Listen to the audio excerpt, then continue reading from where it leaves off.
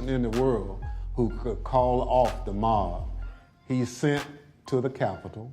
He could not be moved to rise from his dining room table and walk the few steps down the White House hallway into the press briefing room where cameras were anxiously and desperately waiting to carry his message to the armed and violent mob, savagely beating and killing law enforcement officers, revenging the Capitol, and hunting down the Vice President and various members of Congress. He could not be moved. This evening, my colleagues, Mr. Kingsinger of Illinois and Ms. Luria of Virginia, will take you inside the White House during those 187 minutes. We also remind you of what was happening at the Capitol minute by minute as the final violent, tragic part of Donald Trump's scheme to cling to power unraveled while he ignored his advisors, stood by and watched it unfold on television. Let me offer a final thought about the Select Committee's work so far. As we've made clear throughout these hearings, our investigation goes forward. We continue to receive new information every day. We continue to hear from witnesses. We will reconvene in September to continue laying out our findings to the American people. But as that work goes forward, a number of facts are clear. There can be no doubt that there was a coordinated, multi-step effort to overturn an election overseen and directed by Donald Trump. There can be no doubt that he commanded a mob he knew was heavily armed, violent, and angry, to march on the Capitol to try to stop the peaceful transfer of power. And he made targets out of his own vice president and the lawmakers gathered to do the people's work. These facts have gone undisputed. And so there needs to be accountability. Accountability under the law. Accountability to the American people. Accountability at every level, from the local precincts in many states where Donald Trump and his allies attacked election workers for just doing their jobs, all the way up to the Oval Office, where Donald Trump embraced a legal advice of insurrectionists that a federal judge has already said was a coup in search of a legal theory. Our democracy withstood the attack on January 6th. If there's no accountability for January 6th, for every part of this scheme, I fear that we will not overcome the ongoing threat to our democracy. There must be stiff consequences for those responsible.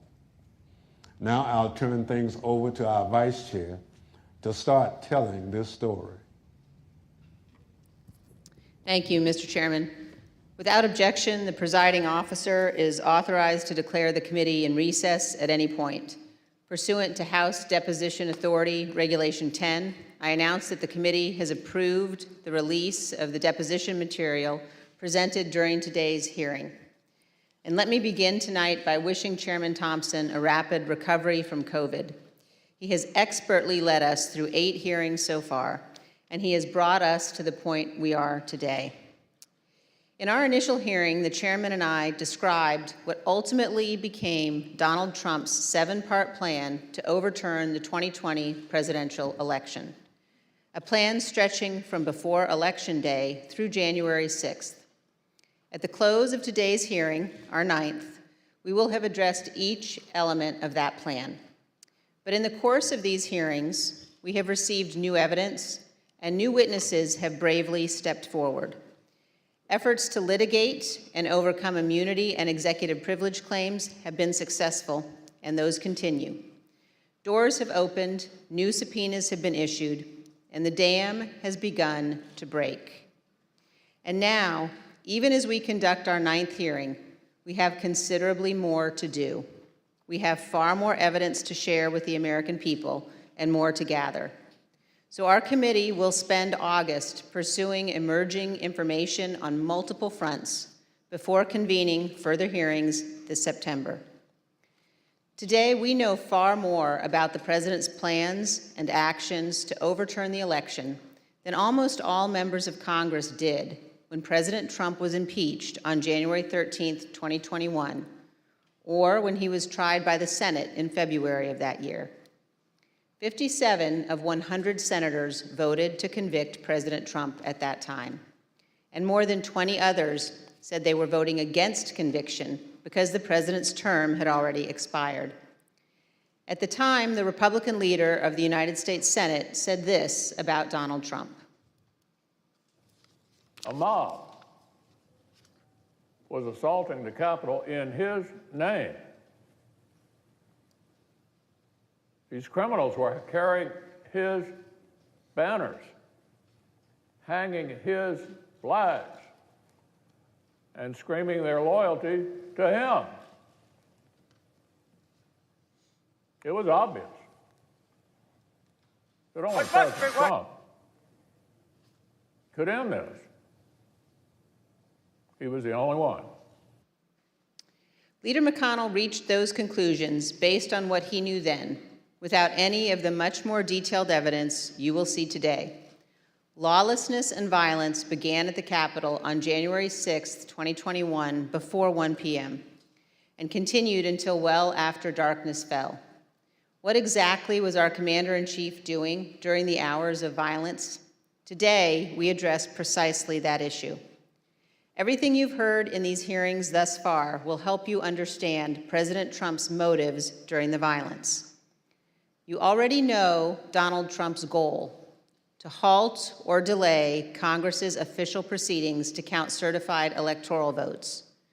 You know that Donald Trump tried to pressure his vice president to illegally reject votes and delay the proceedings. You know he tried to convince state officials and state legislators to flip their electoral votes from Biden to Trump. And you know Donald Trump tried to corrupt our Department of Justice to aid his scheme. But by January 6th, none of that had worked. Only one thing was succeeding on the afternoon of January 6th. Only one thing was achieving President Trump's goal. The angry, armed mob President Trump sent to the Capitol broke through security, invaded the Capitol, and forced the vote counting to stop. That mob was violent and destructive, and many came armed. As you will hear, Secret Service agents protecting the vice president were exceptionally concerned about his safety and their own. Republican leader Kevin McCarthy was scared, as were others in Congress, even those who themselves helped to provoke the violence. And as you will see today, Donald Trump's own White House counsel, his own White House staff, members of his own family, all implored him to immediately intervene to condemn the violence and instruct his supporters to stand down, leave the Capitol, and disperse. For multiple hours, he would not. Donald Trump would not get on the phone and order the military or law enforcement agencies to help. And for hours, Donald Trump chose not to answer the pleas from Congress, from his own party, and from all across our nation to do what his oath required. He refused to defend our nation and our Constitution. He refused to do what every American president must. In the days after January 6th, almost no one of any political party would defend President Trump's conduct, and no one should do so today. Thank you, and I now recognize the gentlewoman from Virginia. Thank you, Madam Vice Chair.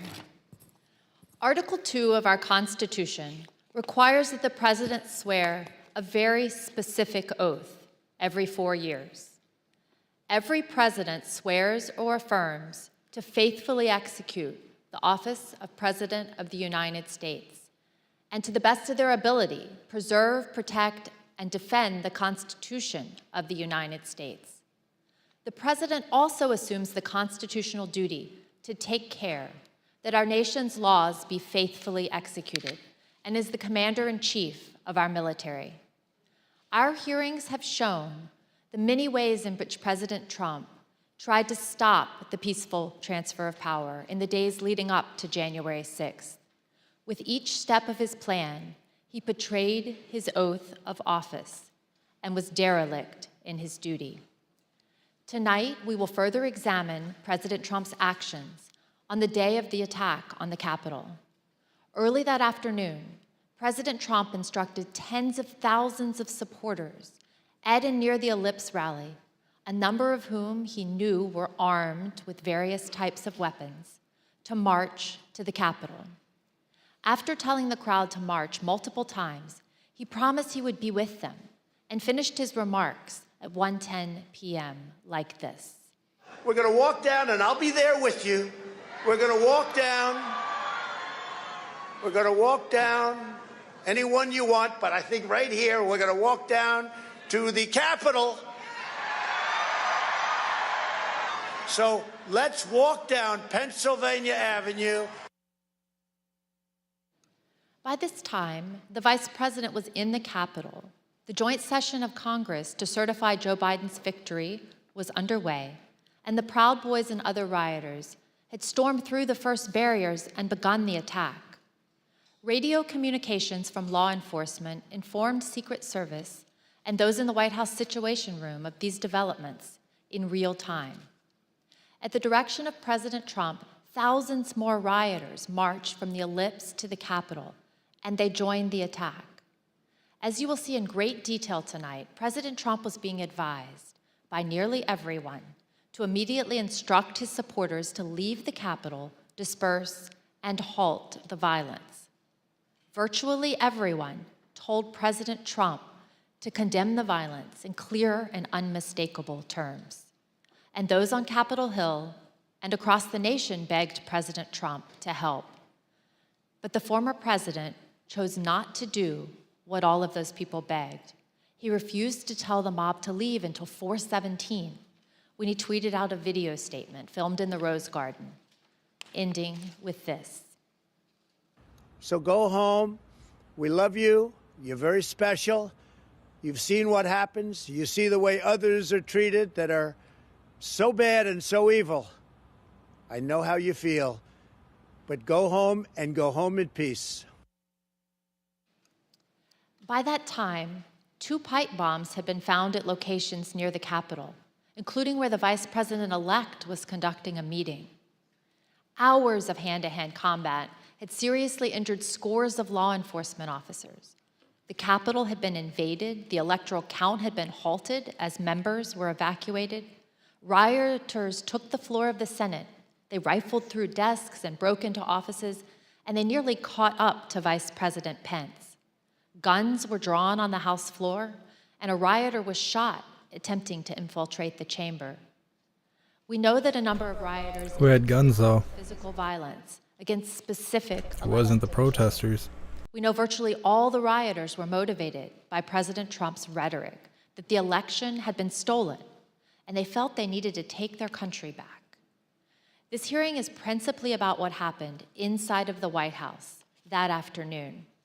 From the time when President Trump ended his speech until the moment when he finally told the mob to go home, a span of 187 minutes, more than 3 hours. What you will learn is that President Trump sat in his dining room and watched the attack on television, while his senior-most staff, closest advisors, and family members begged him to do what is expected of any American president. I served proudly for 20 years as an officer in the United States Navy. Veterans of our armed forces know firsthand the leadership that's required in a time of crisis, urgent and decisive action that puts duty and country first. But on January 6th, when lives and our democracy hung in the balance, President Trump refused to act because of his selfish desire to stay in power. And I yield to the gentleman from Illinois, Mr. Kinzinger. Thank you. Thank you, Ms. Loria. 1 week after the attack, Republican leader Kevin McCarthy acknowledged the simple truth. President Trump should have acted immediately to stop the violence.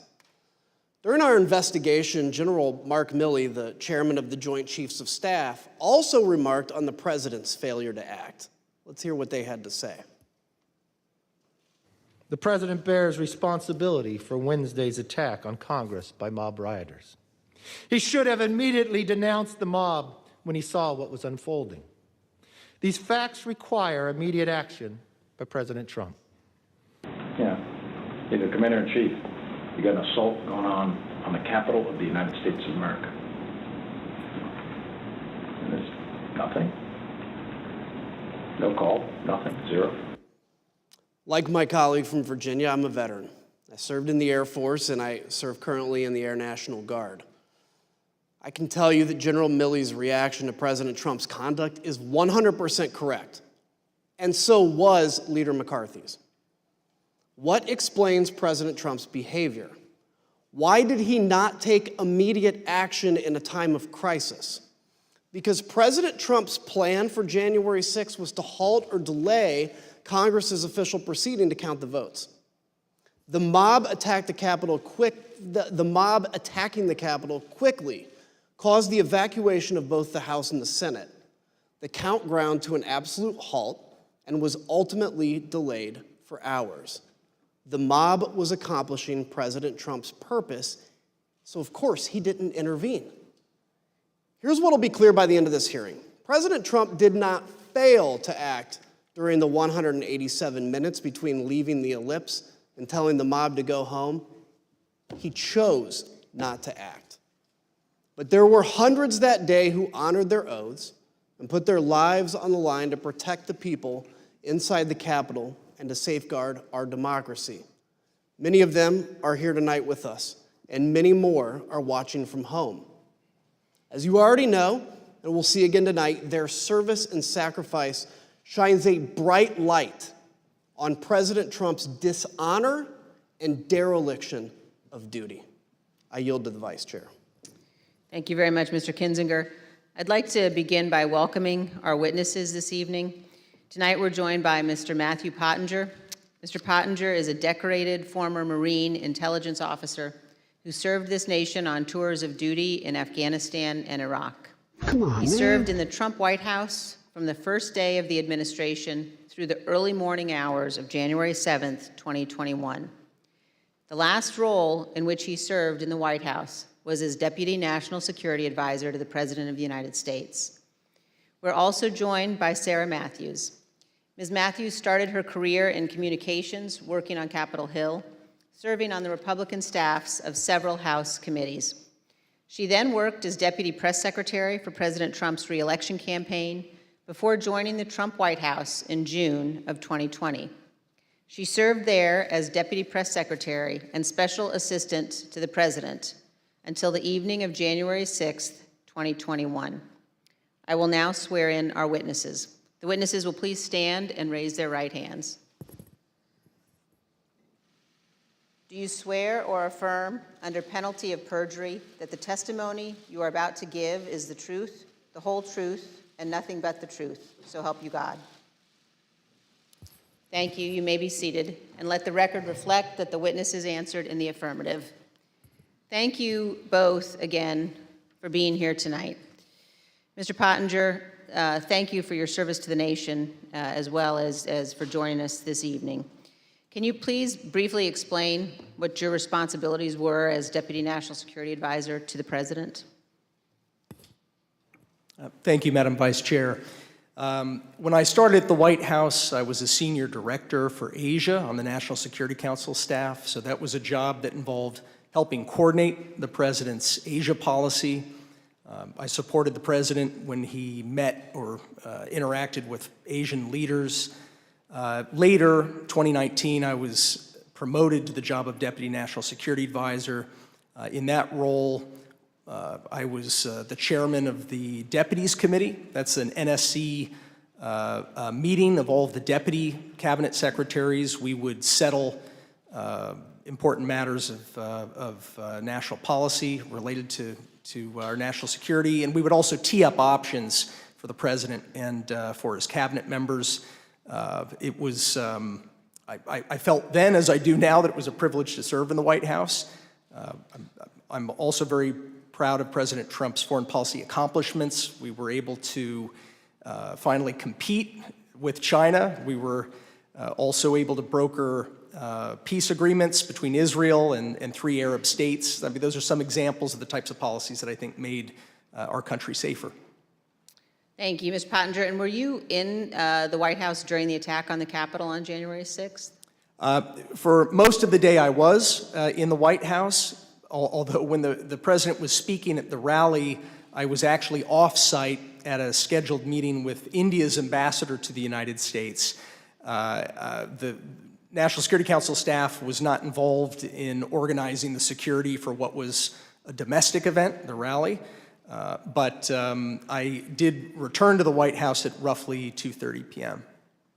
Thank you. And I know my colleagues will have additional questions for you about that afternoon. Let me turn now to you, Ms. Matthews. How did you come to join President Trump's White House staff? Thank you, Madam Vice Chair. As you outlined, I am a lifelong Republican, and I joined the Trump re-election campaign in June of 2019. I was one of the first communications staffers actually on board for his re-election campaign. And during that time, I traveled all around the country and met Kayleigh McEnany, who was also working on his re-election campaign. I worked there for a year, and I formed a close relationship with Ms. McEnany, and she moved over to the White House in April of 2020 to start as White House press secretary, and she brought over a group of campaign staff with her, and so I joined her over at the White House in June of 2020 to start as her deputy. And were you, Ms. Matthews, at work in the White House on January 6th? Yes, I was working out of the West Wing that day. Thank you.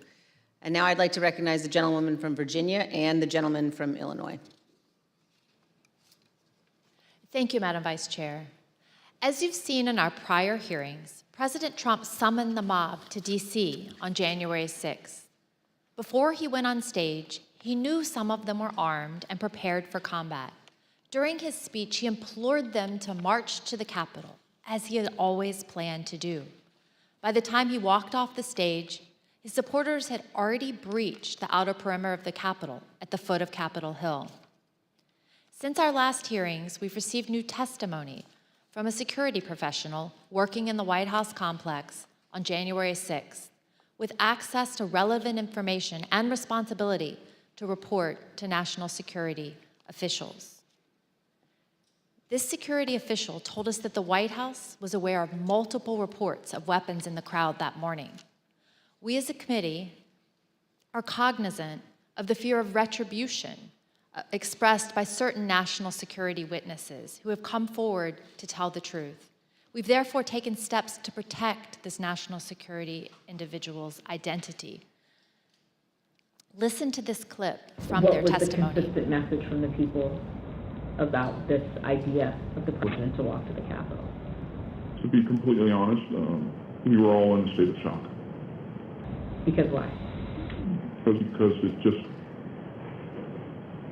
one, I think the actual physical feasibility of doing it, and then also we all knew what that implicated and what that meant. That this was no longer a rally, that this was going to move to something else if he physically walked to the Capitol. I don't know if you want to use the word insurrection, coup, whatever. We all knew that this would move from a normal, democratic, public event into something else. What was driving that sentiment, considering this part of it, the actual breach of the Capitol, hadn't happened yet? Why were we alarmed? Right. The president wanted to lead tens of thousands of people to the Capitol. I think that was enough grounds for us to be alarmed. Even though he understood many of his supporters were armed, the president was still adamant to go to the Capitol when he got off the stage at the Ellipse. But his Secret Service detail was equally determined to not let him go. That led to a heated argument with the detail that delayed the departure of the motorcade to the White House. We have evidence from multiple sources regarding an angry exchange in the presidential SUV, including testimony we will disclose today from 2 witnesses who confirmed that a confrontation occurred. The first witness is a former White House employee with national security responsibilities. After seeing the initial violence at the Capitol on TV, the individual went to see Tony Ornato, the Deputy Chief of Staff in his office. Mr. Ornato was there with Bobby Engel, the president's lead Secret Service agent. This employee told us that Mr. Ornato said that the president was, quote, irate when Mr. Engel refused to drive him to the Capitol. Mr. Engel did not refute what Mr. Ornato said. The second witness is retired Sergeant Mark Robinson of the DC Police Department, who was assigned to the president's motorcade that day. He sat in the lead vehicle with a Secret Service agent responsible for the motorcade, also called the TS agent. Here's how Sergeant Robinson remembered the exchange. Was there any description of what was occurring in the car? No, the only description I received was that the president was upset and that he was adamant about going to the Capitol, and there was a heated discussion about that. And when you say heated, is that your word or is that the word that was described by the TS agent? No, word described by the TS agent, meaning that the president was upset, and he was saying there was a heated argument or discussion about going to the Capitol. About how many times would you say you've been part of that motorcade with the president? Probably over 100 times. And in that 100 times, have you ever witnessed another discussion of an argument or heated discussion with the president where the president was contradicting where he was supposed to go or what the Secret Service believed was safe? No. Like other witnesses, Sergeant Robinson also testified that he was aware that individuals in the crowd were armed. Yes, I believe he was on special events channel, and I was monitoring the traffic, and so I can hear some of the units pointing out to individuals that there were individuals along Constitution Avenue that were armed, that were up in the trees, and I can hear the units responding to those individuals. And so there's always a concern when there's a police in the area. And like other witnesses, Sergeant Robinson told us that the president still wanted to travel to the Capitol, even after returning to the White House. So at the end of the speech, what was the plan supposed to be? So at the end of the speech, we do know that while inside the limo, the president was still adamant about going to the Capitol. That's being relayed to me by the TS agent. And so we did part the ellipse and we responded back to the White House. However, the motorcade, the protest motorcade was placed on standby. And so we were told to stand by on West Exec until they confirmed whether or not the president was going to go to the Capitol. And so I may have waited, I would just estimate maybe 45 minutes to an hour, waiting for Secret Service to make that decision. The motorcade waited at the White House for more than 45 minutes before being released. The committee is also aware that accounts of the angry confrontation in the presidential SUV have circulated widely among the Secret Service since January 6th. Recent disclosures have also caused the committee to subpoena yet further information from the Secret Service, which we've begun to receive and will continue to assess. The committee is also aware that certain Secret Service witnesses have now retained new private counsel. We anticipate further testimony under oath and other new information in the coming weeks. After the Secret Service refused to take President Trump to the Capitol, he returned to the White House. What you see on the screen is a photo of him inside the Oval Office immediately after he returned from the rally, still wearing his overcoat. A White House employee informed the president as soon as he returned to the Oval about the riot at the Capitol. Let me repeat that. Within 15 minutes of leaving the stage, President Trump knew that the Capitol was besieged and under attack. At 1:25, President Trump went to the private dining room off the Oval Office. From 1:25 until 4 o'clock, the president stayed in his dining room. Just to give you a sense of where the dining room is situated in the West Wing, let's take a look at this floor plan. The dining room is connected to the Oval Office by a short hallway. Witnesses told us that on January 6th, President Trump sat in his usual spot at the head of the table, facing a television hanging on the wall. We know from the employee that the TV was tuned to Fox News all afternoon. Here you can see Fox News on the TV showing coverage of the joint session that was airing that day at 1:25. Other witnesses confirmed that President Trump was in the dining room with the TV on for more than 2.5 hours. There was no official record of what President Trump did while in the dining room. On the screen is the presidential call log from January 6th. As you can see, there's no official record of President Trump receiving or placing a call between 11:06 and 6:54 p.m. How much did it cost us for them to make those graphics of the White House so they could do all this narrating? It contains no information from the period between 1:21 p.m. and 4:03 p.m. There are also no photos of President Trump during this critical period between 1:21 in the Oval Office and when he went outside to the Rose Garden after 4 o'clock. The chief White House photographer wanted to take pictures because it was, in her words, very important for his archives and for history. But she was told, quote, no photographs. Despite the lack of photos or an official record, we've learned what President Trump was doing while he was watching TV in the dining room. But before we get into that, it's important to understand what he never did that day. Let's watch. So are you aware He didn't cry like a little bitch. call by the President of the United States to the Secretary of Defense that day? Not that I'm aware of, no. Are you aware of any phone call by the President of the United States to the Attorney General of the United States that day? No. Are you aware of any phone call by the President of the United States to the Secretary of Homeland Security that day? I'm not aware of that, no. Did you ever hear the President No. ask for the National No. Guard? Did you ever hear the President ask for law enforcement response? No.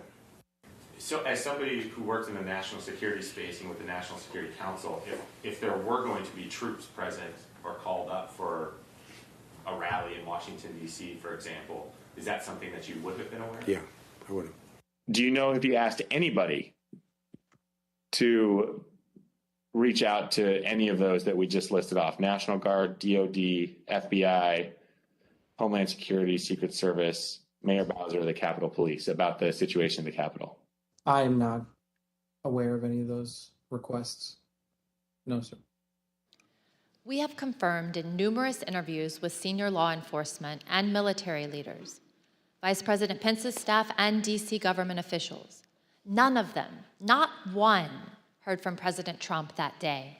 He did not call to issue orders. He did not call to offer assistance. This week, we received additional testimony from yet another witness about why the president didn't make any efforts to quell the attack. The former White House employee with national security responsibilities told us about a conversation with senior advisor Eric Hirschman and Pat Cipollone, the top White House lawyer. This conversation was about a pending call from the Pentagon seeking to coordinate on the response to the attack. Mr. Hirschman turned to Mr. Cipollone and said, the president didn't want to do anything. And so Mr. Cipollone had to take the call himself. So if President Trump wasn't calling law enforcement or military leaders, what did President Trump spend his time doing that afternoon while he first settled into the dining room? He was calling senators to encourage them to delay or object to the certification. Here's Kayleigh McEnany, his press secretary, to explain.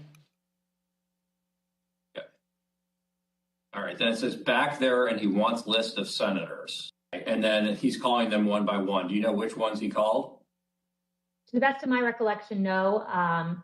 As I say in my notes, he wanted a list of the senators, and I left him at that point. Because the presidential call log is empty, we do not yet know precisely which senators President Trump was calling. But we do know from Rudy Giuliani's phone records that President Trump also called him at 1:39, after he had been told that the riot was underway at the Capitol. Mr. Giuliani was President Trump's lead election attorney. According to the phone records, the president's call with him lasted approximately 4 minutes. Recall that Fox News was on in the dining room. Let's take a look at what was airing as this call was ending. The president, as we all saw, fired this crowd up. They've all, tens of thousands, maybe 100,000 or more, have gone down to the Capitol or elsewhere in the city, and they're very upset. Now, I jumped down as soon as we heard the news that Brett gave you about Mike Pence. I started talking to these people. I said, what do you think? One woman, an Air Force veteran from Missouri, said she was, quote, disgusted to hear that news and that it was his duty to do something. And I told her, I said, there's nothing in the Constitution unilaterally that Vice President Pence could do. She said, that doesn't matter. He should have fought for Trump. At 1:49, here's what was happening at the Capitol with President Trump's fired up supporters. We're going to give riot warning. We're going to try and get compliance, but this is now effectively a riot. 49 hours declaring it a riot.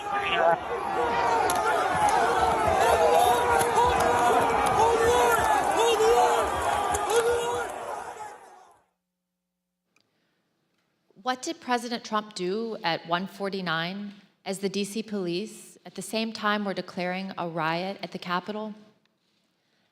As you can see on the screen, he tweeted out a link to the recording of his ellipse speech. This was the same speech in which he knowingly sent an armed mob to the Capitol, but President Trump made no comment about the lawlessness and the violence. I yield to the gentleman from Illinois. The next action President Trump took was to tweet at 2:24 p.m. What happened during the 35 minutes between his last tweet at 1:49 and 2:24? His staff repeatedly came into the room to see him and plead that he make a strong public statement condemning the violence and instructing the mob to leave the Capitol. He did not relent until after 4 o'clock when he went out to go to the Rose Garden to film his now infamous go home message. Pat Cipollone was a top White House lawyer. Here's what he told us about his reaction to seeing the violence and his advice throughout the afternoon. When did you first realize that there was actual violence or rioting? I first realized that it may have been on television, or it may have been Tony, or it may have been Bill, but I found out that people were, they weren't in the Capitol yet, but they were, and then I started watching it, and then I was aware. What specifically did you think needed to be done?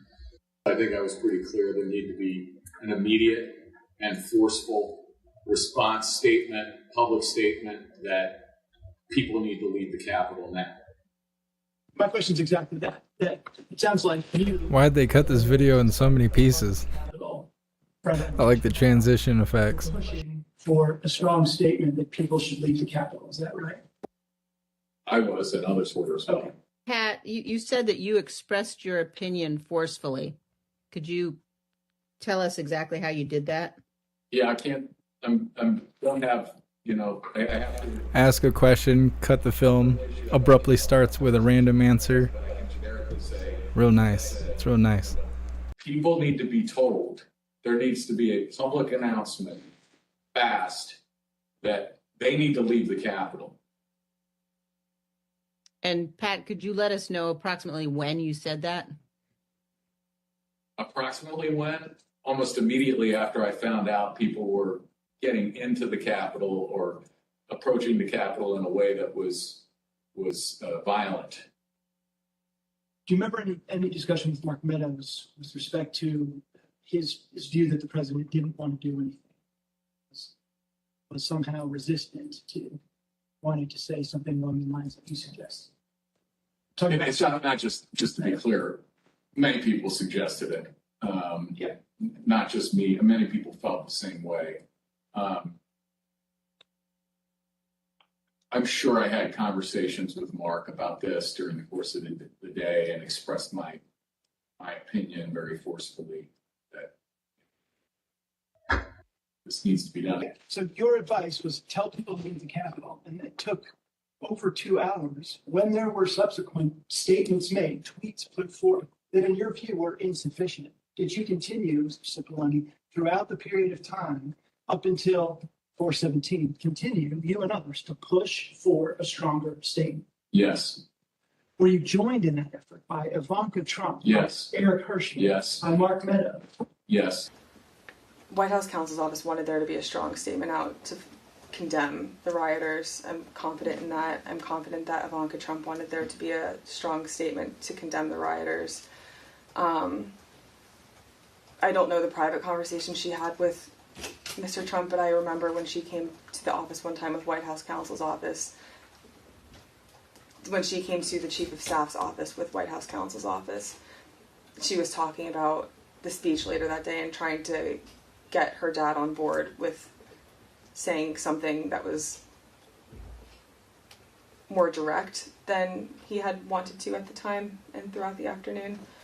And I think Mark also I remember him getting Ivanka involved because it's like, get Ivanka down here because he thought that would be important. I don't think Jared was there in the morning, but I think he came later. I remember thinking it was important to get him in there too. And of course, Pat Philbin, was expressing the same things. I mean, Pat Philbin, was very, as I said, I don't think there was one of these meetings where there might have been, but for the most part, I remember that both of us going down together, going back, getting on phone calls. He was also very clearly expressing this. Look at the guy on the right. He looks clueless. He looks like he's just trying not to blow his best friend's lie. Told us about the hang Mike Pence chants. As you will see, Mr. Cipollone recalled conversations about those chants in the West Wing, but he relied on executive privilege to maintain confidentiality over his and others' direct communications with the president. Although Mr. Cipollone was unwilling to provide more detail, Ms. Hutchison provided more explicit information, filling in those blanks. See that for yourself. It wasn't until Mark hung up the phone, handed it back to me, I went back to my desk. A couple minutes later, him and Pat came back, possibly Eric Hirschman too. I'm pretty sure Eric Hirschman was there. But I'm confident it was Pat that was there. I remember Pat saying something to the effect of, Mark, we need to do something more. They're literally calling for the vice president to be effing hung. And Mark had responded something to the effect of, you heard him, Pat. He thinks Mike deserves it. He doesn't think they're doing anything wrong. To which Pat said something, this is effing crazy. We need to be doing something more. Briefly stepped into Mark's office. Do you remember any discussion at any point during the day about rioters at the Capitol chanting, hang Mike Pence? Yes, I remember hearing that about that. Yes. Yeah. I don't know if I observed that myself on TV yet. I'm just curious. I understand the privilege line you've drawn, but do you remember what you can share with us about the discussion about those chants, the hang Mike Pence chants?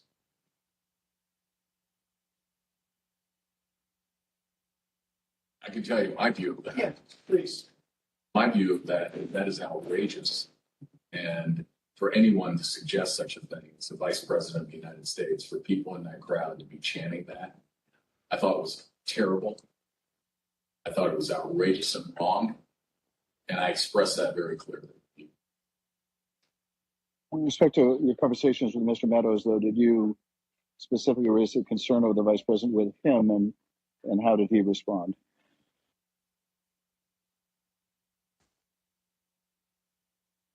I believe I raised a concern about the vice president, and I again, the nature of his response, without recalling exactly, was people were doing all that they could. And what about the president? Did he indicate whether he thought the president was doing what needed to be done to protect the vice president?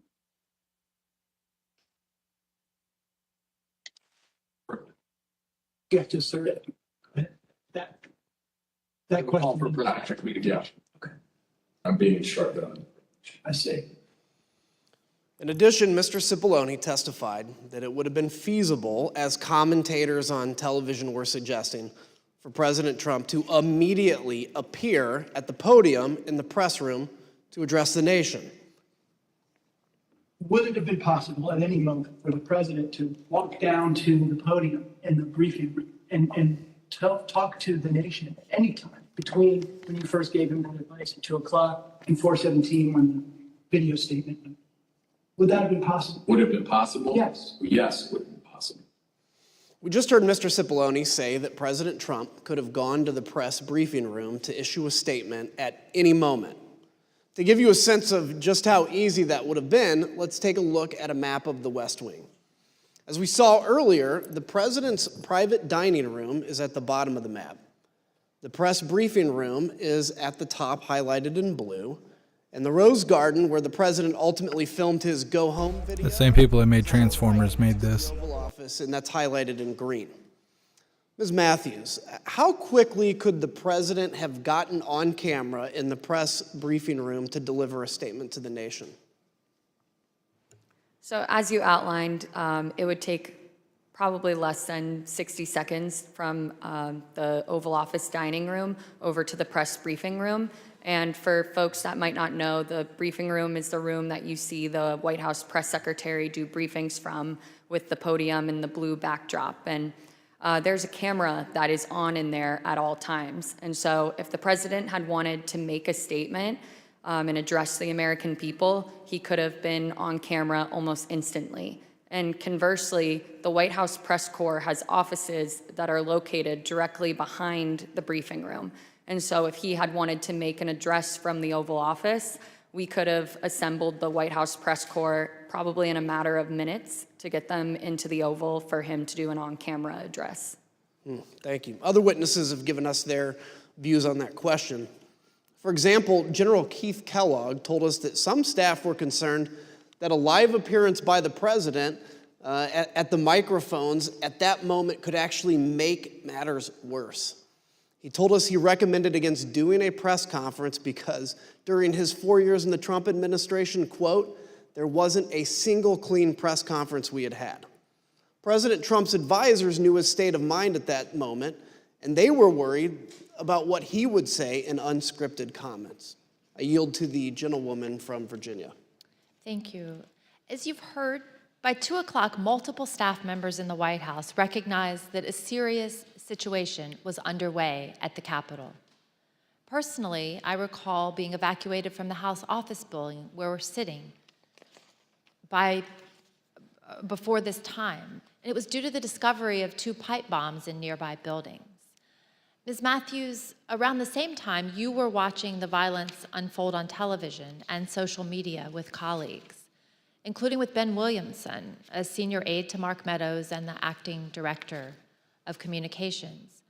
You told us that before President Trump sent his next tweet at 2:24, Mr. Williamson got up to go see Mr. Meadows, and you got up to go see Kayleigh McEnany. Why did you both do that? So Ben and I were watching the coverage unfold from one of the offices in the West Wing, and we both recognized that the situation was escalating, and it was escalating quickly, and that the president needed to be out there immediately to tell these people to go home and condemn the violence that we were seeing. So I told him that I was going to make that recommendation to Kayleigh, and he said he was going to make the same recommendation to the Chief of Staff, Mark Meadows. Thank you. And one of your colleagues in the press office, Judd Deere, told us he also went to see Ms. McEnany at that time. Let's hear what he said about this critical period of time, right as the rioters were getting into the Capitol. And why did you think it was necessary to say something? Well, I mean, it appears that individuals are storming the U.S. Capitol building. They also appear to be supporters of Donald Trump who may have been in attendance at the rally. We're going to need to say something. And did you have a view as to what should be said by the White House? If I recall, I told Kayleigh that I thought that we needed to encourage individuals to stop, to respect law enforcement, and to go home. Although President Trump was aware of the ongoing riot, He did not take any immediate action to address the lawlessness. Instead, at 2:03, he called Rudy Giuliani again, and that call lasted for over 8 minutes. Moments later, at 2:13, rioters broke into the Capitol itself. One of the Proud Boys charged with seditious conspiracy, Dominic Pizzola, used an officer's shield to smash a window, and rioters flooded into the building.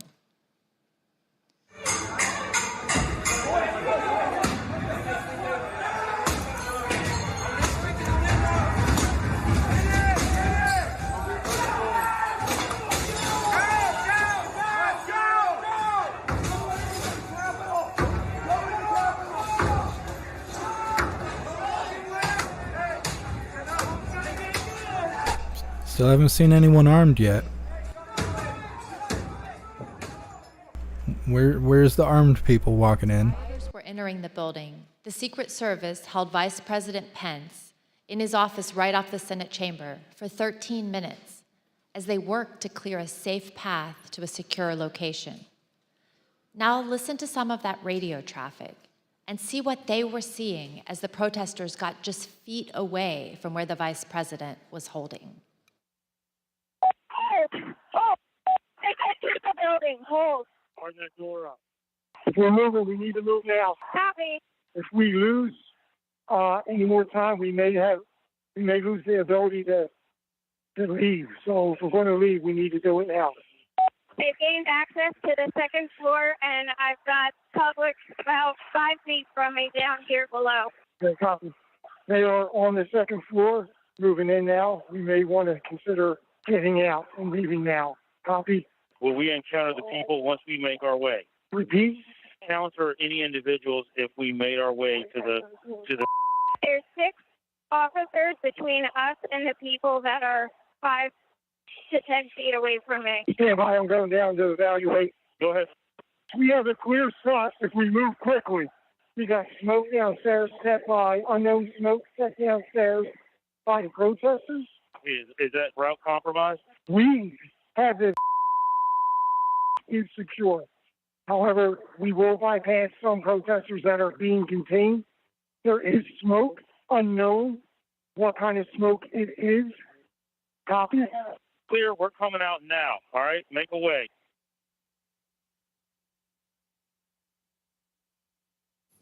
The President's National Security Council staff was listening to these developments and tracking them in real time. On the screen, you can see excerpts from the chat logs among the President's National Security Council staff. Words are hard. 2:13, the staff learned that the rioters were kicking in the windows at the Capitol. 3 minutes later, the staff said the Vice President was being pulled, which meant agents evacuated him from the Senate floor. At 2:24, the staff noted that the Secret Service agents at the Capitol did not, quote, sound good right now. Earlier, you heard from a security professional who had been working in the White House complex on January 6th with access to relevant information and a responsibility to report to national security officials. We asked this person, what was meant by the comment that the Secret Service agents did not, quote, sound good right now? In the following clip of that testimony, which has been modified to protect the individual's identity, the professional discusses what they heard from listening to the incoming radio traffic that day. Okay. That last entry in this page of service, the Capitol does not sound good right now. Correct. What does that mean? The members of the VP detail at this time were starting to fear for their own lives. There was a lot of yelling, a lot of very personal calls over the radio. So it was disturbing. I don't like talking about it, but there were calls to say goodbye to family members, so on and so forth. It was getting, for whatever the reason was on the ground, the VP detail thought that this was about to get very ugly. And did you hear that over the radio? Correct. Okay. What was the response by the agents, Secret Service agents who were there? Everybody kept saying, at that point it was just reassurances or I think there were discussions of reinforcements coming, but again, it was just chaos. They were just yelling. Obviously, you conveyed I like that they went through and put the actual captions on the video, and then they covered it up with their own sign language person. And they're getting nervous. It sounds like they're terrible at this. Either service having to use lethal options or worse. Like at that point, I don't know. Is the VP compromised? Is the detail I don't know. Like, we didn't have visibility, but it doesn't. If they're screaming and saying things like "say goodbye to the family," like, the floor needs to know this is going to a whole nother level soon. As this next video shows, the rioters' anger was focused primarily on Vice President Mike Pence. This woman comes up to the side of us and she says, "Pence folded." So it was kind of like, okay, well, in my mind, I was thinking, well, that's it, you know. Well, my son-in-law looks at me and he says, "I want to go in." What percentage of the crowd is going to the Capitol? 100%. It is spread like wildfire that Pence has betrayed us and everybody's marching on the Capitol, all million of us. It's insane. Stick up for Donald Trump. Mike Pence. Mike Pence has screwed us, in case you haven't heard yet. What happened? What happened? I keep hearing that Mike Pence has screwed us. That's the word. I keep hearing reports that Mike Pence has screwed us. Did people appear angry as you were walking to the Capitol? Yeah, a lot of people seem like they're very upset. Tell us some of the things they were saying, if you recall. Oh, they were saying all types. You know, people were screaming all types of stuff. They were mad that Vice President Pence was going to accept the electorals. I mean, it was a little. If you could think it up, you were hearing it. I believe that Vice President Pence was going to certify the electoral votes or not certify them, but I guess that's just changed, correct?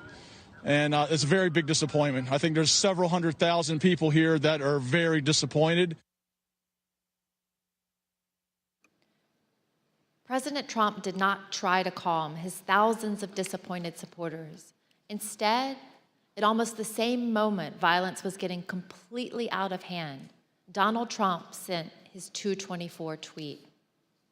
The president said, "Mike Pence didn't have the courage to do what should have been done to protect our country and our Constitution." Despite knowing the Capitol had been breached and the mob was in the building, President Trump called Mike Pence a coward and placed all the blame on him for not stopping the certification. He put a target on his own vice president's back. Mr. Pottinger and Ms. Matthews, when we ask you about your reaction to seeing the 224 tweet in real time, you both used the same imagery to describe it. President Trump was adding fuel to the fire. Mr. Pottinger, you made the decision to resign after seeing this tweet. Can you please tell us why? Yes. So that was pretty soon after or shortly before I'd gotten back to the White House. I'd come from off-site. I began to see for the first time those images on TV of the chaos that was unfolding at the Capitol. One of my aides handed me a sheet of paper that contained the tweet that you just read. I read it and was quite disturbed by it. I was disturbed and worried to see that the president was attacking Vice President Pence for doing his constitutional duty. So the tweet looked to me like the opposite of what we really needed at that moment, which was a de-escalation. And that's why I had said earlier that it looked like fuel being poured on the fire. So that was the moment that I decided that I was going to resign, that would be my last day at the White House. I simply didn't want to be associated with the events that were unfolding on the Capitol. Prostitute. Thank you. And Ms. Matthews, what was your reaction to the president's tweet about Vice President Pence? So it was obvious that the situation at the Capitol was violent and escalating quickly. And so I thought that the tweet about the vice president was the last thing that was needed in that moment. And I remember thinking that this was going to be bad for him to tweet this because it was essentially him giving the green light to these people, telling them that what they were doing at the steps of the Capitol and entering the Capitol was okay, that they were justified in their anger. And he shouldn't have been doing that. He should have been telling these people to go home and to leave and to condemn the violence that we were seeing. And I'm someone who has worked with him. You know, I worked on the campaign, traveled all around the country, going to countless rallies with him, and I've seen the impact that his words have on his supporters. They truly latch on to every word and every tweet that he says, and so I think that in that moment, for She sounds jealous. the message about Mike Pence, it was him pouring gasoline on the fire and making it much worse. Thank you both. And let's watch what others also told us about their reactions to this tweet. I don't remember when exactly I heard about that tweet, but my reaction to it is that's a terrible tweet, and I disagreed with the sentiment, and I thought it was wrong. What was your reaction when you saw that tweet? Extremely unhelpful. Why?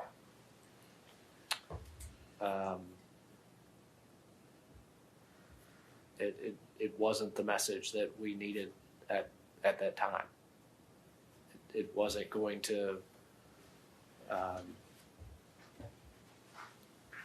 The scenes at the U.S. Capitol were only getting worse at that point.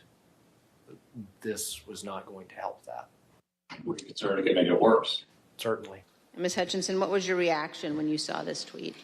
As a staffer that works to always represent the administration to the best of my ability and to showcase the good things that he had done for the country, I remember feeling frustrated, disappointed, and really, it felt personal. It was really sad. As an American, I was disgusted. It was unpatriotic. It was un-American. We were watching the Capitol building get defaced over a lie. As you will see, at 2:26, the vice president had to be evacuated to safety a second time and came within 40 feet of the rioters. The attack escalated quickly right after the tweet.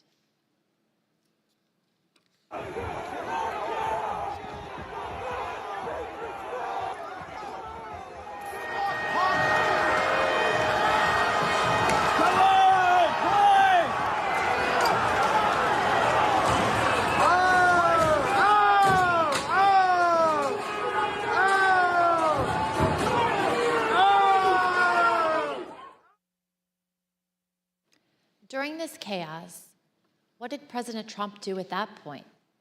He went back to calling senators to try to further delay the electoral count.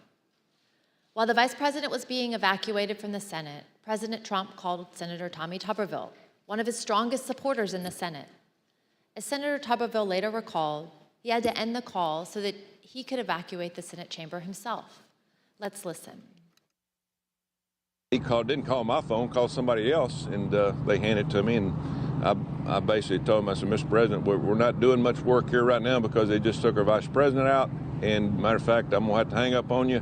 I've got to leave. Senator Josh Hawley also had to flee. Earlier that afternoon, What was the point of showing that? he walked across the east front of the Capitol. As you can see in this photo, he raised his fist in solidarity with the protesters already amassing at the security gates. Because Senator Hawley's a badass. Who was out there at the time. She told us that Senator Hawley's gesture riled up the crowd. I bet. It bothered her greatly because he was doing it in a safe space, protected by the officers and the barriers. Later that They're day, so mad. Senator Hawley fled after those protesters he helped to rile up stormed the Capitol. See for yourself.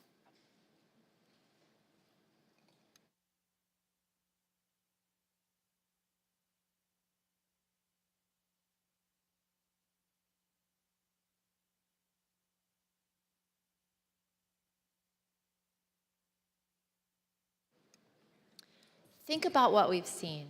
Undeniable violence at the Capitol. The vice president being evacuated to safety by the Secret Service. Senators running through the hallways of the Senate to get away from the mob. As the commander-in-chief, President Trump was oath and duty bound to protect the Capitol. His senior staff understood that.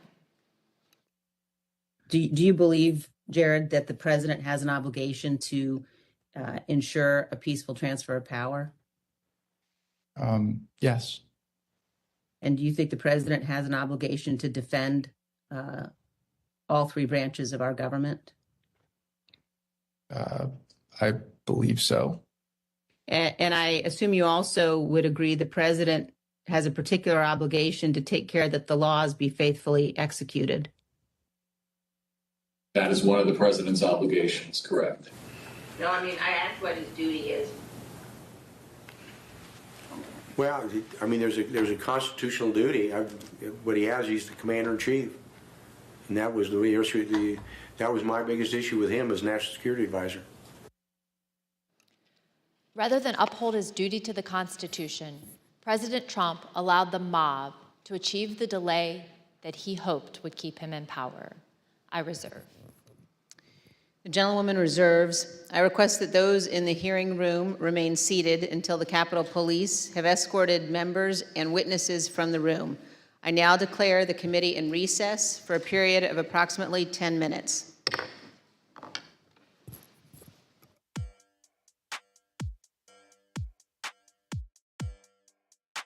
These people are out of their minds. I saw so scared for no reason. No reason.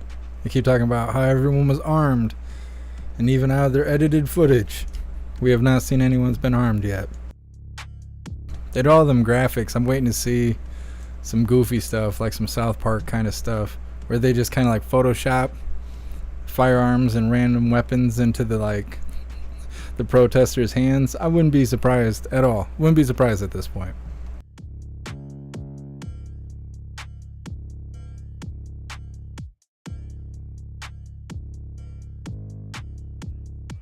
These people are crazy. Then they brought up Senator Hawley. Sound real mad. They sounded real mad about that.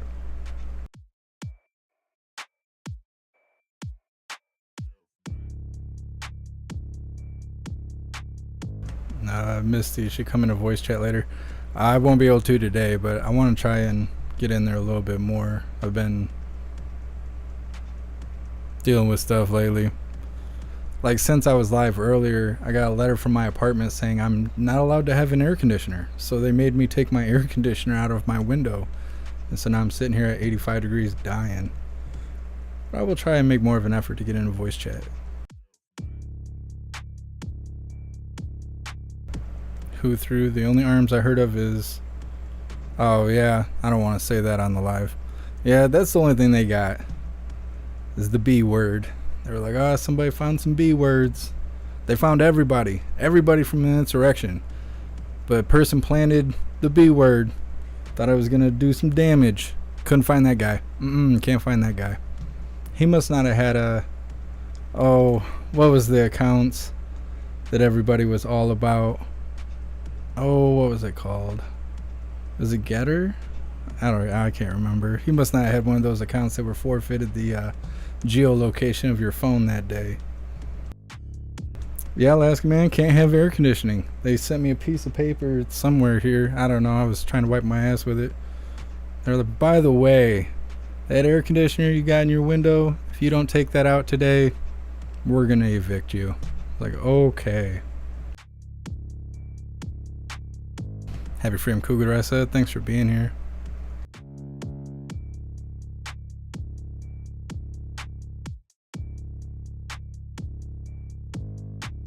They have New Yorker. What does that do for your equipment? I don't really worry about it. I have a lot of, like, this room I'm in right now is really acoustically treated. It's totally covered in foam, and so that kind of acclimates this room. Plus I keep all my doors closed and stuff, so I don't really have to worry about humidity wrecking my equipment or anything like that. All rise. They said I can't have an air conditioner because their insurance won't allow it. If it was to fall out of the window or something, I don't know. I wanted to tell them that I had screwed it into the window so I know it wasn't going to fall. I just don't want them to keep my deposit, so it is what it is. I'll figure it out. Thank you so much, Aaron, for the $5 donation. I appreciate you. Thank you. Yeah, Enterprise, it is messed up. I know, I'm sitting here sweating to death. They were like, well, we can install one. We'll cut a hole in your wall and we'll install an air conditioner, but it'll cost you $150. And I said, well, why wasn't this a problem earlier this year? Because back in April, I spent $300 on the air conditioner you just made me take out of the window. And they were like, well, if you have $150, you can sign a contract with us and we'll put one in the wall. Like, or you can eat shit. Thank you so much, Proud Ankle, for continuing the membership program for 6 months. You're officially a hooligan.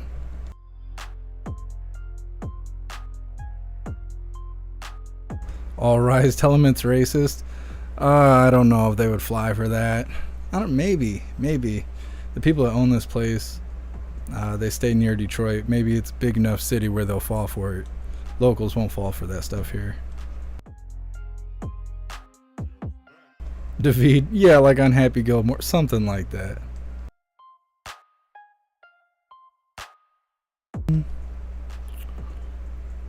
Dharma agent, get a mini split. I'm not sure what that is, but I can't put anything in the window. Like, I can't even get the air conditioners where you just put the exhaust in the window. I can't do anything. I cannot put, they said I can't even hang like charms and stuff off the glass. Like, with the little suction cup stuff. They said all of it's a hazard. Can't have it on there. It even says I can't have shades. So I have to call him tomorrow to ask him if I got to take my blinds down. Is my curtains too much? Is it a hazard? Who needs the right to privacy?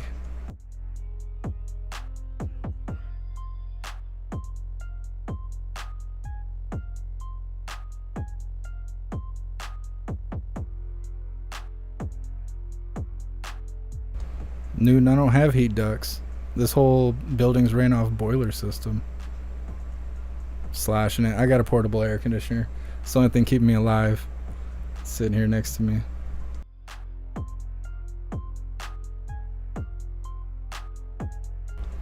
Jim, yeah, it could be. I mean, my PC's running at like 90 right now. I got the meters up on my screen at all times.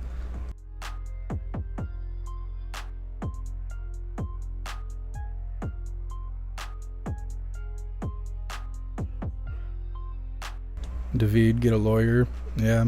Wendy, I haven't got my lease back yet. I just updated my information. That's why I think they're doing it to everyone. It's because all of us just had to update our information. So I haven't received the lease yet to sign it because I've been here so long that I'm not even under contract. They just like send me the lease and I update it every year. But I haven't even had a chance to read it. And I called today and I asked about it. I said, is that even in my lease? Did I agree to that? And the lady told me she didn't know. I'm like, well, you're the one that writes the lease. Like, how do you not know? So I think they're doing some tricky stuff, but I'm trying to get up out of here anyways. Proud ankle, too bad about the AC. Yeah, and I've been thinking about it.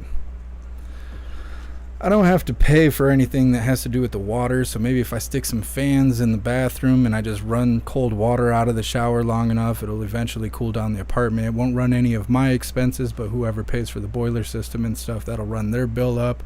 And that's not really my problem after they kick my air conditioner out of the window. So, I mean, I have ideas. We'll see how it goes.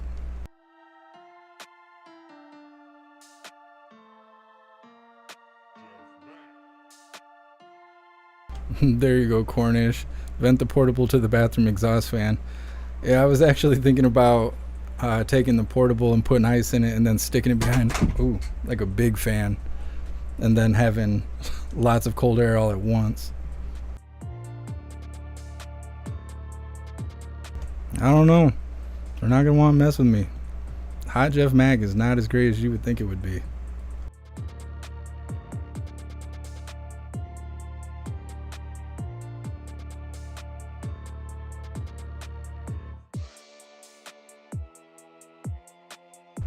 Newton in Alabama, dry ice in a cooler hack. I have thought about that. I don't know. It's been an interesting day. I was really pissed off about it earlier, but I knew I was going to be live, so I had to let it go. Be hanging out with the hooligans. No need to be all upset. Everybody on the screen will be, so no need for me to join them. Sid, stream from the pool. I don't even know where the nearest pool is. A lot of people don't have pools here because I live 5 minutes from Lake Michigan. So people figure, why even build a pool? Plus the water table is really high where I live.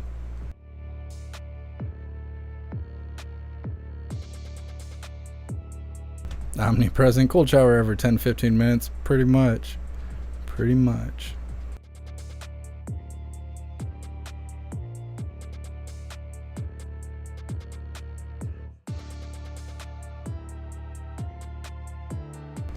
KB, I think they take these 10-minute breaks to check what the news is saying to make quick adjustments. Probably. It's all a show. All of this is just a show. For sure.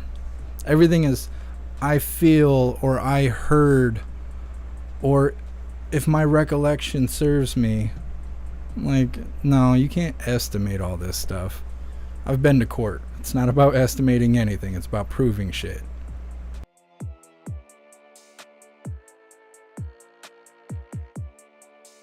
Said you used to live in Benton Harbor? It's like 3 or 4 hours from me.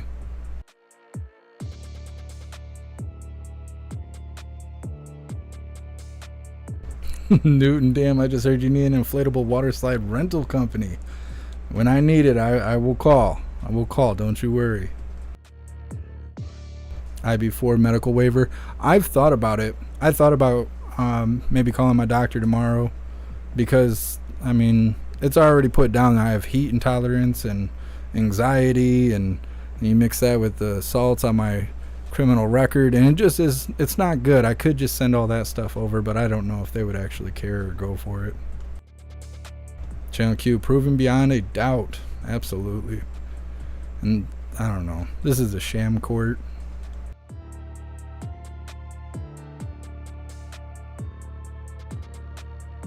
David, they're powdering their noses. They're probably doing something worse than that. Stuff that I can't even say on the microphone. I almost said it. We just know we're dealing with some bad people. They're beyond their 10 minutes, but that's nothing new.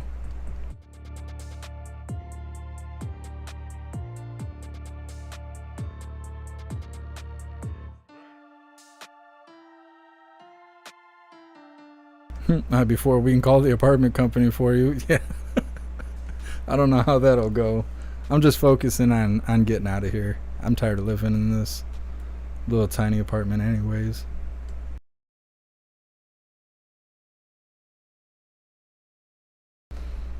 Wonder what old man Walter's doing. I'm waiting for the announcement tomorrow. Say he kicked the bucket. They're like, oh, he's feeling fine, but he's the only leader of his country to catch it and not go out on live TV and tell everyone he's okay. We just have puppets come out and do it who can't answer questions. Ridiculous. Totally ridiculous. If he kicks the bucket tomorrow, I don't know if we should do shots or prepare for Hyena Harris to take over. Both. Maybe we'll just do both. Why not? Tomorrow's Friday. Hey, would he sleep? Probably. It's probably way past his bedtime.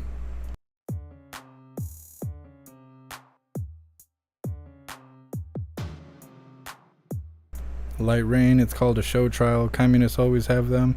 Even NPR said no charges will come from this scam trial. Yep.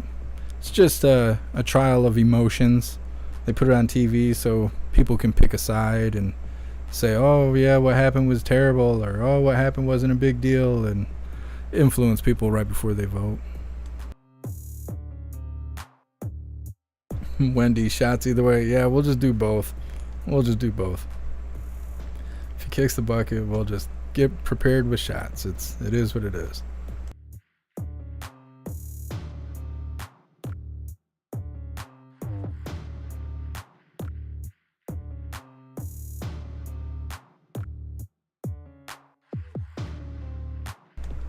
No, Newton, I don't think I'm sensitive to sunlight.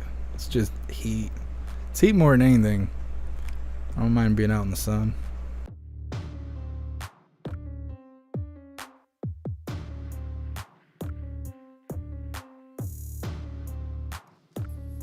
Alpha. Oh no, I ain't moving to Grand Rapids. No, I like to go to Grand Rapids and like see the neat stuff, or go to concerts. But no, I would never live there. I recognize the gentleman from Illinois. Happy freedom, Joshua. We left at the recess just after President Trump's 224 tweet attacking the vice president. By this time, the president had been in his dining room. I'll be right back. I want you to just think of what you would have done if you were in his shoes and had the power to end the violence. You would have immediately and forcefully told the rioters to stop and leave. Like, stop and leave. Done. As you heard, that's exactly what his senior staff had been urging him to do. But he resisted, and he kept resisting for another almost 2 hours. In the meantime, all the president did was post 2 tweets, one at 2:38 and the other at 3:13. One said, quote, "Stay peaceful." The other said, quote, "Remain peaceful." But the president already knew that the mob was attacking the police and had invaded the Capitol. Neither tweet condemned the violence or told the mob to leave the Capitol and disperse. To appreciate how obvious it was that President Trump was not meeting this moment, it's helpful to look at the real-time reactions of his own son, Don Jr., to the first tweet, captured in a series of text messages with Mark Meadows. I'll warn the audience that these messages contain some strong language. As you can see, Don Jr. first texted Mr. Meadows at 2:53. He wrote, "He's got to condemn this shit ASAP. The Capitol Police tweet is not enough." Mr. Meadows replied, "I am pushing it hard. I agree." Don Jr. responded, "This is one you go to the mattresses on. They will try to fuck his entire legacy if it gets worse." Here's what Don Jr. told us he meant by go to the mattresses. At 2:58, when you say that that Mr. Meadows needs to go to the mattresses on this issue, when you say go to the mattresses, what does that mean? It's just a reference for going all in. I think it's a Godfather reference. Sean Hannity agreed, and he also turned to Mark Meadows for help after the president's second tweet. As you can see, Mr. Hannity texted at 3:31 to say Trump needed to deliver a statement to the nation telling the rioters to leave the Capitol. Mr. Meadows responded that he was, quote, on it. Don Jr. and Sean Hannity were not the only ones who implored Mr. Meadows to get the president to speak to the nation and tell the mob to leave, to go home. Go home. Throughout the attack, Mr. Meadows received texts from Republican members of Congress, from current and former Trump administration officials, from media personalities, and from friends. Like President Trump's staff, they knew President Trump had to speak publicly to get the mob to stop. Let's look at just a few of these text messages. Fox News personality Laura Ingraham said, "The president needs to tell the people in the Capitol to go home." Former Chief of Staff Mick Mulvaney urged Mark, he needs to stop this now. Fox News personality Brian Kilmeade said, "Please get him on TV, destroying everything that you guys have accomplished." When we interviewed White House counsel Pat Cipollone, he told us that he knew the president's 2 tweets were not enough. Let's listen to what he said. I think the question is, did you believe that the tweets were not anything about your advice to the president? No, I believe more needed to be done. Okay. I believed that a public statement needed to be made. When you talk about others on the staff thinking more should be done, or thinking that the president needed to tell people to go home, who would you put in that category? Well, I would put Pat Philbin, Eric Hirschman, overall Mark Meadows, Ivanka. Once Jared got there, Jared, General Kellogg.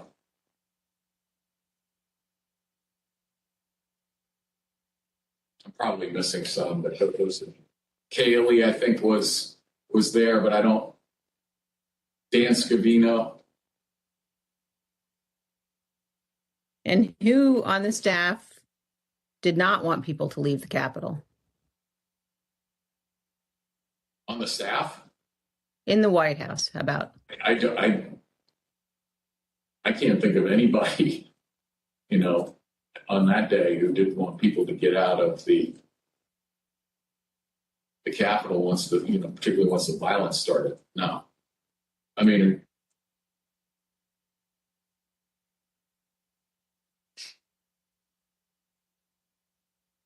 what about the president? Yeah. She said the staff. So I answered. No, I said in the White House. Oh, I'm sorry. I apologize. I thought you said who else on the staff.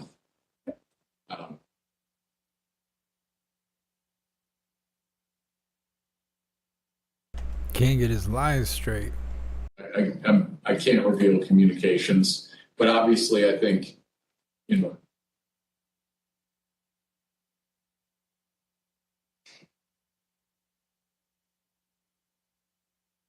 yeah. Let's pause on that last statement. Although Pat Cipollone is being careful about executive privilege, there really is no ambiguity about what he said. Almost everybody wanted President Trump to instruct the mob to disperse. President Trump refused. To understand how inadequate the president's tweets were, let's examine his 238 tweet in more detail. For context, here's what was happening at that time.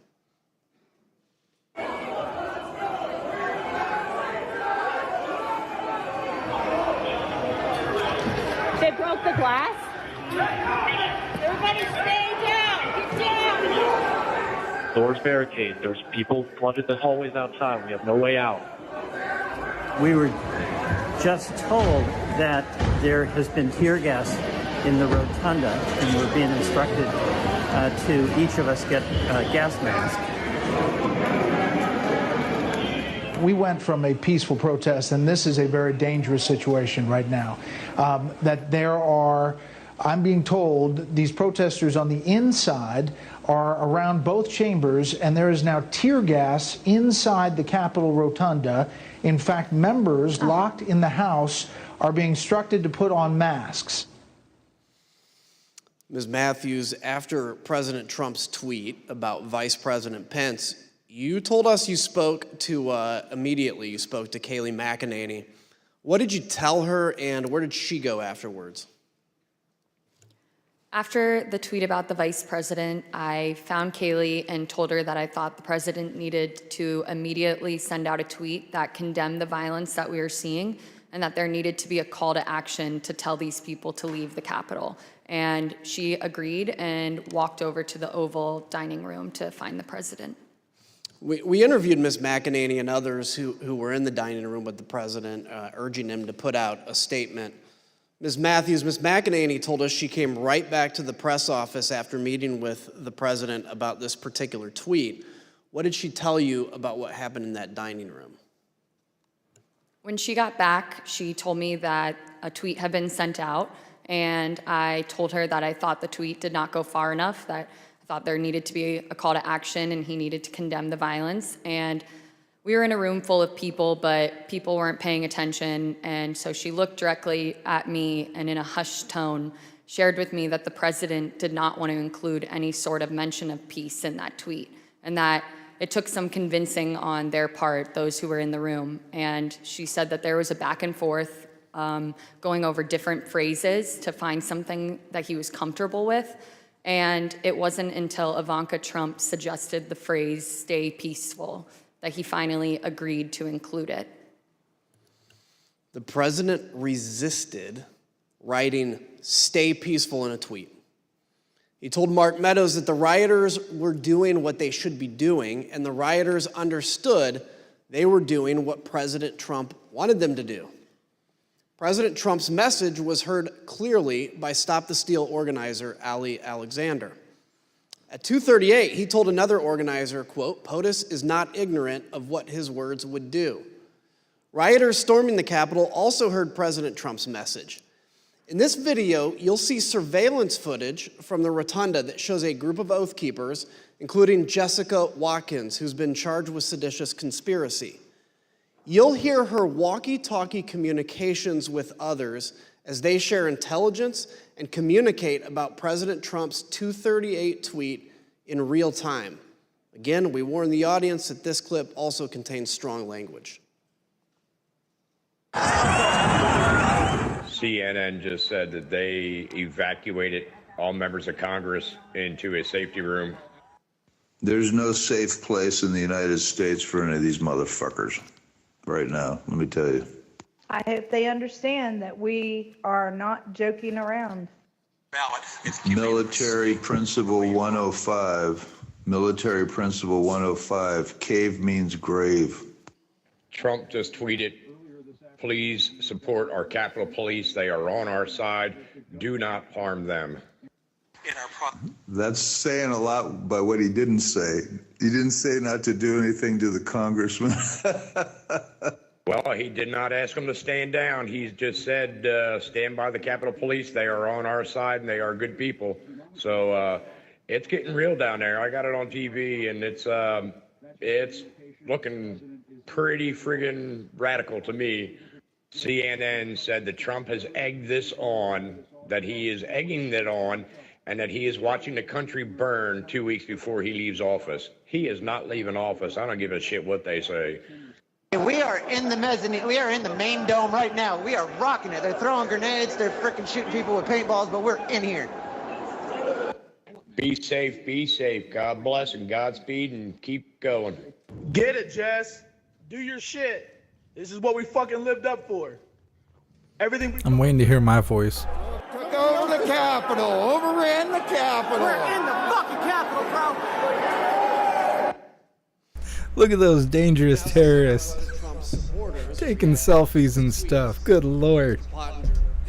The humanity. Sent to this point to be, quote, wholly inadequate given the urgency of the crisis. So stupid. Would have been needed. Yeah, it was insufficient. I think what you could count me among those who was hoping to see an unequivocal, strong statement clearing out the Capitol, telling people to stand down, leave, go home. I think that's what we were hoping for. So something a lot more kind of definitive and not ambiguous, because he has that power over his folks. Ms. Matthews, you told us about a colleague who said during the attack that the president should not condemn the violence. Can you please tell us about that moment and your reaction? Yes, so a conversation started in the press office after the president sent out those 2 tweets that I deemed were insufficient. And a colleague suggested that the president shouldn't condemn the violence because they thought it would be, quote, handing a win to the media if he were to condemn his supporters. And I disagreed. I thought that we should condemn the violence and condemn it unequivocally. And I thought that he needed to include a call to action and to tell these people to go home.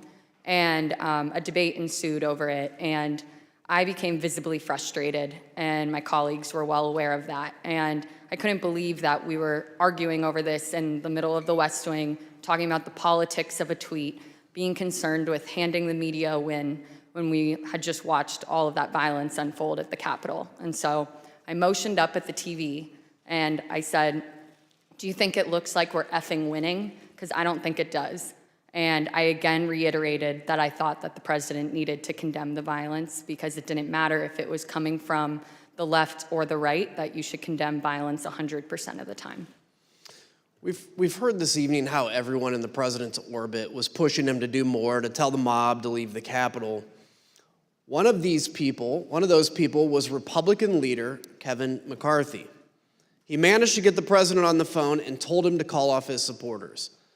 As you will hear, the president refused, and so Leader McCarthy reached out for help to Ivanka Trump, who was at the White House, and Jared Kushner, who that afternoon had just arrived back on a flight from the Middle East.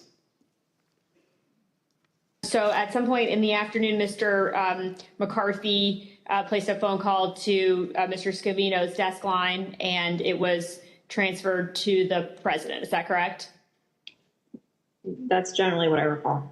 Okay. Were you involved in transferring that call? Yes. Okay. Where was the president at the time that he took that call? He was in the dining room. Would you personally reach out to the president for more support? I've already talked to the president. I called him. I think we need to make a statement, make sure that we can calm individuals down. Did Mr. McCarthy indicate that he had been in touch with President Trump? He indicated that he had had some conversation. I don't recall whether it was with the president or with somebody at the White House, but I think he'd expressed frustration that not taking the circumstances seriously as they should in that moment. You know, I asked Kevin McCarthy, who's the Republican leader, about this, and he said he called Donald. He finally got through to Donald Trump, and he said, "You have got to get on TV. You've got to get on Twitter. You've got to call these people off." You know what the president said to him? This is as it's happening. He said, "Well, Kevin, these aren't my people. You know, these are Antifa." And Kevin responded and said, "No, they're your people. They literally just came through my office windows, and my staff are running for cover. I mean, they're running for their lives. You need to call them off." And the president's response to Kevin, to me, was chilling. He said, "Well, Kevin, I guess they're just more upset about the election, theft than you are." And that's, you've seen widespread reports of Kevin McCarthy and the president having basically a swearing conversation. That's when the swearing commenced, because the president was basically saying, I'm okay with this. Leader McCarthy, the President of the United States has a briefing room steps from the Oval Office. The cameras are hot 24/7, as you know. Why hasn't he walked down and said that now? I conveyed to the president what I think is best to do, and I'm hopeful the president will do it. And have you spoken with his chief of staff? I've spoken to the president. I've spoken to other people in there and to the White House as well. Who else reached out to Ms. Trump that you know of that afternoon about the attack on the Capitol? I believe at one point McCarthy did. Heard my phone ringing, turned the shower off, saw it was Leader McCarthy, who I had a good relationship with. He told me he was getting really ugly over at the Capitol and said, please, anything you could do to help, I would appreciate it. I don't recall specific asks, just anything you could do. Again, I got the sense that, they were scared. They meaning Leader McCarthy and people on the Hill because of the violence? He was scared, yes. Think about that. Leader McCarthy, who was one of the president's strongest supporters, was scared and begging for help. President Trump turned him down. So he tried to call the president's children. Republican House member Mike Gallagher also implored the president to call off the attack. Mr. President, you have got to stop this. You are the only person who can call this off.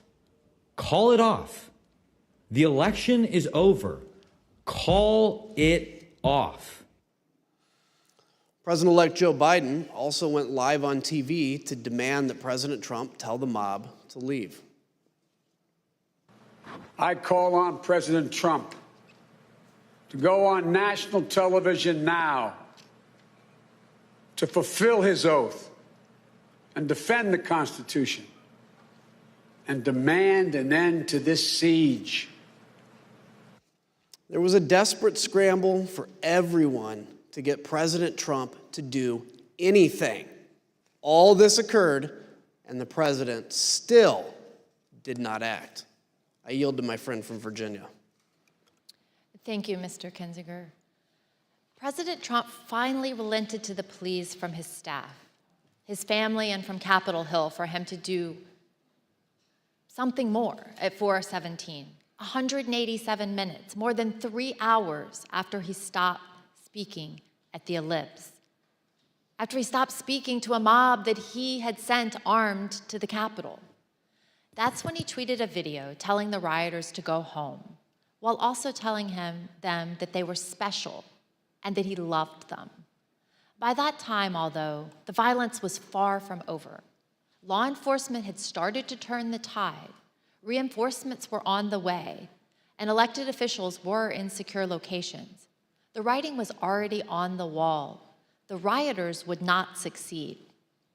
Here's what was showing on Fox News, the channel the president was watching all afternoon. Back to Brett Baer with more information now. Brett, what do you have?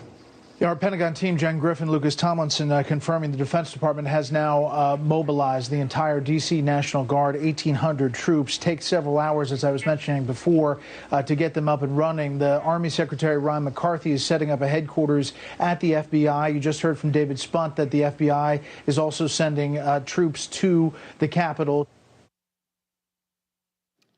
It's no coincidence, then, that President Trump finally gave in and went out to the Rose Garden at 4:03.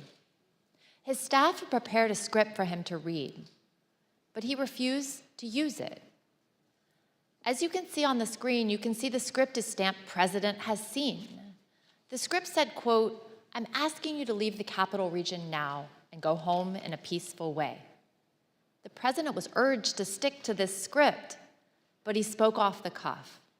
Eric Hirschman and Nick Luna went with the president to film the message in the Rose Garden. Let's hear what they had to say and see the never-before-seen raw footage of the president recording this video message. Ultimately, these remarks that we're looking at here in Exhibit 25 were not the remarks that the president delivered in the Rose Garden. Do you know why the president decided not to use these?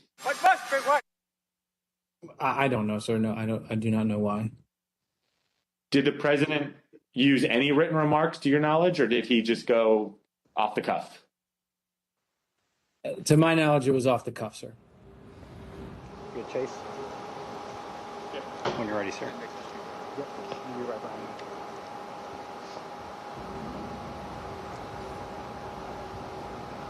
You tell me when. When you're ready, sir.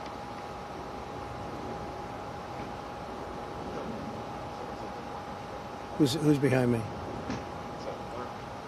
He's gone around. We're all clear now. We never get to see behind the scenes with Trump. I know you're hurt.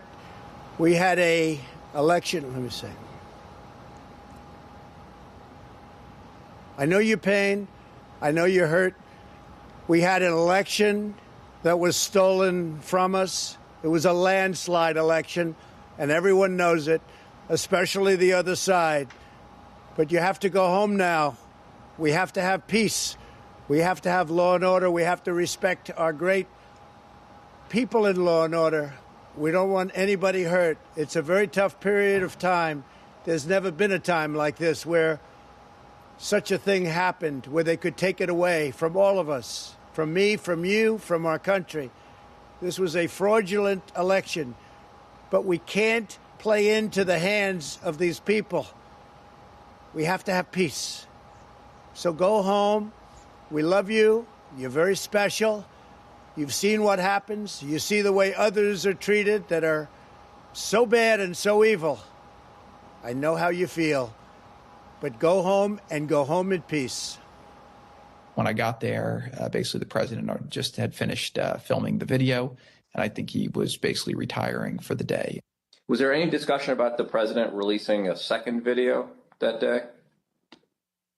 Not that I recall. When he finished his video, I think everyone was like, day's over. People were pretty drained. Were pretty what? Drained. But we say day over. I mean, there were still people in the Capitol at that point, weren't there?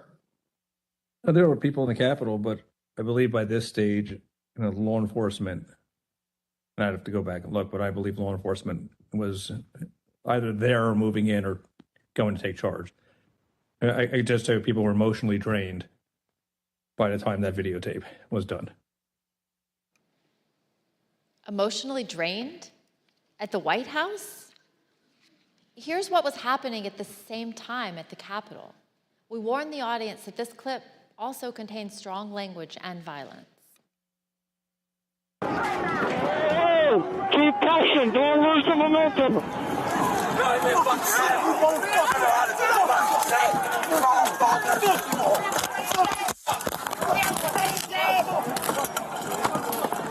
You got another officer unconscious.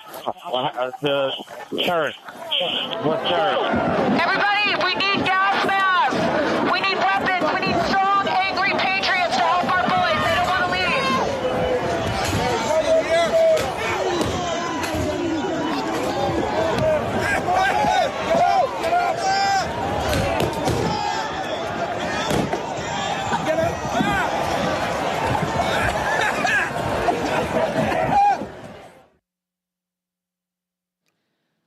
While President Trump refused to even lift another finger to help. And none of those people were even there to do anything bad. Just imagine if Americans were really pissed off.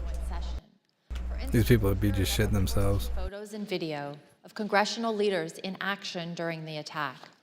The video is a portion of a call they had at approximately 4:45 with Acting Secretary of Defense, Chris Miller.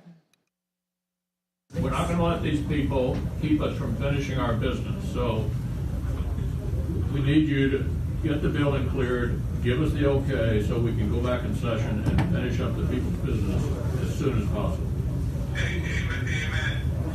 Mr. Secretary and Senator Schumer, some people here in the Capitol Police believe it would take us several days to secure the building. Do you agree with that analysis? I'm not on the ground, but I do not agree with that analysis. So what is the earliest that we could safely resume our proceedings in the Senate and House chambers? The earliest we could safely resume? Here's my assessment, but I prefer to be on the ground, which I personally would prefer to be right now, but I need to be here. I would say, best case, we're looking at 4 to 5 hours. The Vice President also worked the phones from his own secure evacuation location, including conversations with Acting Secretary of Defense, Miller, and other military leaders, well past President Trump's 417 video. Let's look at some never-before-seen photographs of the Vice President during this critical time, and hear about the Vice President's conversation with military leaders to secure the Capitol and ensure everyone was safe. Vice President Pence, there were 2 or 3 calls with Vice President Pence. He was very animated, and he issued very explicit, very direct, unambiguous orders. There was no question about that, and he was, and I can get you the exact quotes, I guess, from some of our records somewhere. But he was very animated, very direct, very firm, and to Secretary Miller, get the military down here, get the Guard down here, put down this situation, etc. As you heard earlier in the hearing, the President did not call the Vice President or anyone in the military, federal law enforcement, or DC government. Not a single person. But General Milley did hear from Mark Meadows. The contrast between that call and his calls with Vice President Pence tell you everything you need to know about President Trump's dereliction of duty. Let's listen. He said, this is from memory, he said, we have to kill the narrative that the Vice President is making all the decisions. We need to establish the narrative that, that the President is still in charge and that things are steady or stable or what's that thing. I immediately interpret that as politics, politics, politics. Red flag for me personally, no action, but I remember it distinctly. I don't do political narratives. So while President Trump and his advisors were drained, other leaders upheld their oaths to do the right thing. Maybe it was exhausting to get the president to put out that video, but think about the law enforcement officers who were attacked by the mob that day. And President Trump had summoned them himself to Washington. And what about President Trump? He watched TV, tweeted, called senators to try to delay the count of electoral votes, called Rudy Giuliani, and argued with his staff who were insisting that he should call off the attack. Ms. Matthews, what was your reaction to President Trump's message to the mob at 417? I was struck by the fact that he chose to begin the video by pushing the lie that there was a stolen election. And as the video went on, I felt a small sense of relief because he finally told these people to go home. But that was immediately followed up by him saying, "We love you, you're very special." And that was disturbing to me because he didn't distinguish between those that peacefully attended his speech earlier that day and those that we watched cause violence at the Capitol.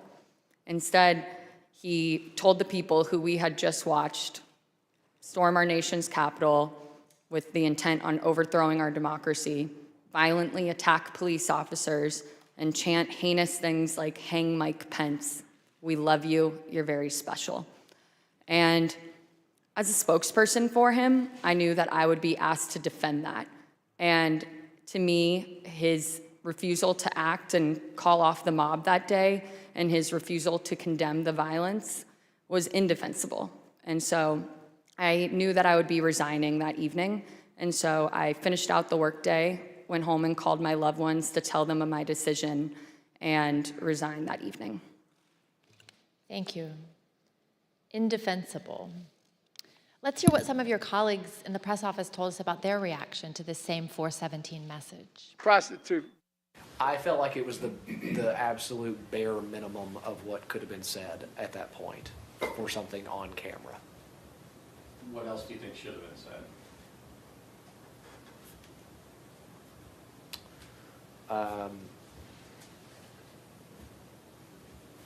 So a more forceful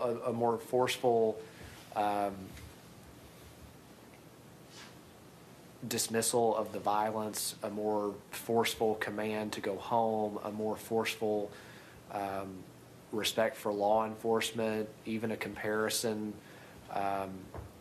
to the respect that we have given law enforcement as it relates to what was done to them in the prior summer. And I thought it was important that an acknowledgement be given to the U.S. Capitol building itself, what it's a symbol of, what it means, not only to the people that work there, but to the American people generally, and the work of Congress that by law needed to be conducted that day. Do you wish, in hindsight, that the president had asked the protesters to leave the Capitol earlier than he ended up asking them to do that? Of course, I would love if the go home message would have happened earlier in the day. The president's words matter. We know that many of the rioters were listening to President Trump. We heard from one last week, Stephen Ayers. Let's listen to what he had to say about the 417 message from the president and see how rioters reacted to the president's message in real time. Well, when we were there, as soon as that come out, everybody started talking about it, and it seemed like it started to disperse, some of the crowd. I'm here delivering the president's message. Donald Trump has asked everybody to go home. That's our order.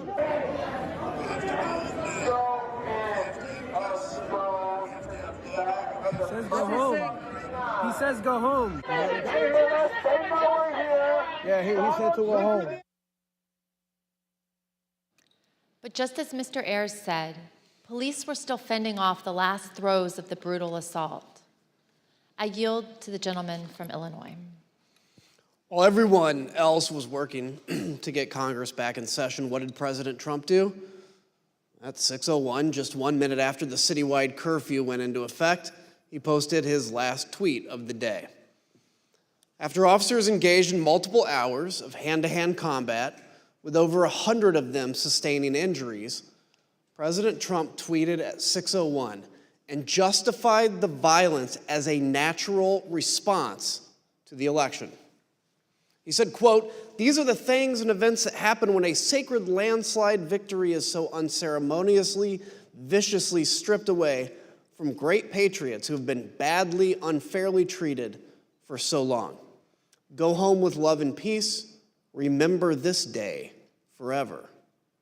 He called the mob great patriots. He told people to remember the day forever. He showed absolutely no remorse.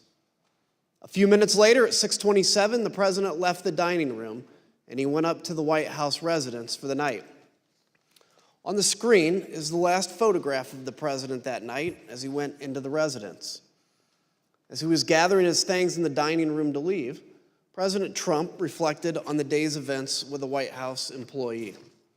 This was the same employee who had met President Trump in the Oval Office after he returned from the ellipse. President Trump said nothing to the employee about the attack.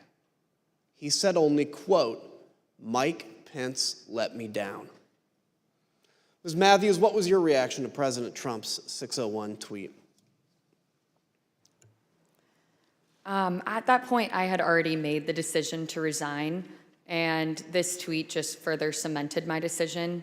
I thought that January 6, 2021 was one of the darkest days in our nation's history, and President Trump was treating it as a celebratory occasion with that tweet. And so it just further cemented my decision to resign. Others agreed with your assessment of that tweet. Let's look at what they had to say. Who asked you about this tweet before it was sent? The president. Tell us about that conversation and everything that you said and he said, to the best of your recollection. Sure. So he said, "What do you think of this?" And I believe I saw the text message or on his phone. And I remember saying to him, the wording on the first sentence, I guess it's one long sentence, but the wording on the first sentence would lead some to believe that potentially he had something to do with the events that happened at the Capitol. What did he say? I don't recall him saying anything in response to that. I believe that was the end of the conversation. Did he change anything in light of your comments? No, sir, he did not. And what about this made you think that someone might perceive the president having a role in the violence at the Capitol? It was my interpretation of the words. I mean, I'm not I don't write speeches or anything, but the phrase, "These are the things that happened," to me sounded as if culpability was associated with it, to me. I don't think it's a patriotic act to attack the Capitol, but I have no idea how to characterize the people other than they trespassed, destroyed property, and assaulted the U.S. Capitol. I think calling them patriots is, let's say, a stretch, to say the least. Is that all it is, a stretch, or just flatly wrong? I don't think it's a patriotic act to attack the U.S. Capitol. Would you call it unpatriotic? Criminal? Unpatriotic? Sure. What happened at the Capitol cannot be justified in any form or fashion. It was wrong and it was tragic, and it was a terrible day. It was a terrible day for this country. I thought it was inappropriate. Why? To my mind, it was a day that should be remembered in infamy. That wasn't the tenor of this tweet. Despite the violence of the day, the effort to delay the certification continued. That evening, Rudy Giuliani called several of President Trump's closest political allies in the hour before the joint session resumed. Representative Jim Jordan and Senators Marsha Blackburn, Tommy Tuberville, Bill Hagerty, Lindsey Graham, Josh Hawley, and Ted Cruz. We know why Mr. Giuliani was calling them, because at 7:02, he left a voicemail for Senator Tuberville, which later became public. Let's listen to just the start of it. Senator Tuberville, or I should say Coach Tuberville, this is Rudy Giuliani, President's lawyer.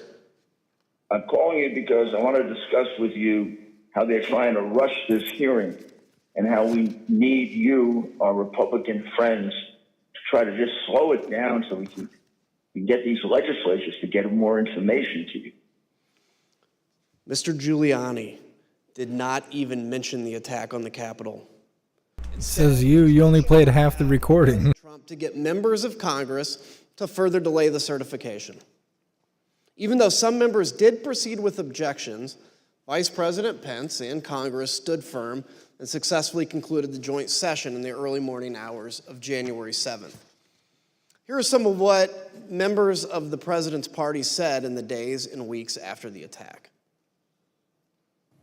There's no question, none, that President Trump is practically and morally responsible for provoking the events of the day.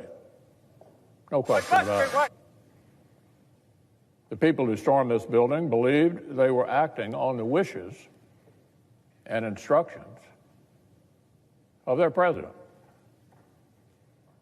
And having that belief was a foreseeable consequence of the growing crescendo of false statements, conspiracy theories, and reckless hyperbole, which the defeated president kept shouting into the largest megaphone on planet Earth. The violence, destruction, and chaos we saw earlier was unacceptable, undemocratic, and un-American. It was the Says the guy wearing a compliance cloth. Serving as a member of this institution. Madam Speaker, today the People's House was attacked, which is an attack on the Republic itself. There is no excuse for it.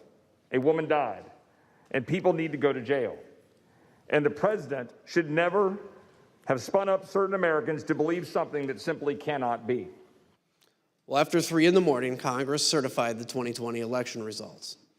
Soon after, this statement by President Trump was posted on Dan Scavino's Twitter account because the president's account by now had been suspended.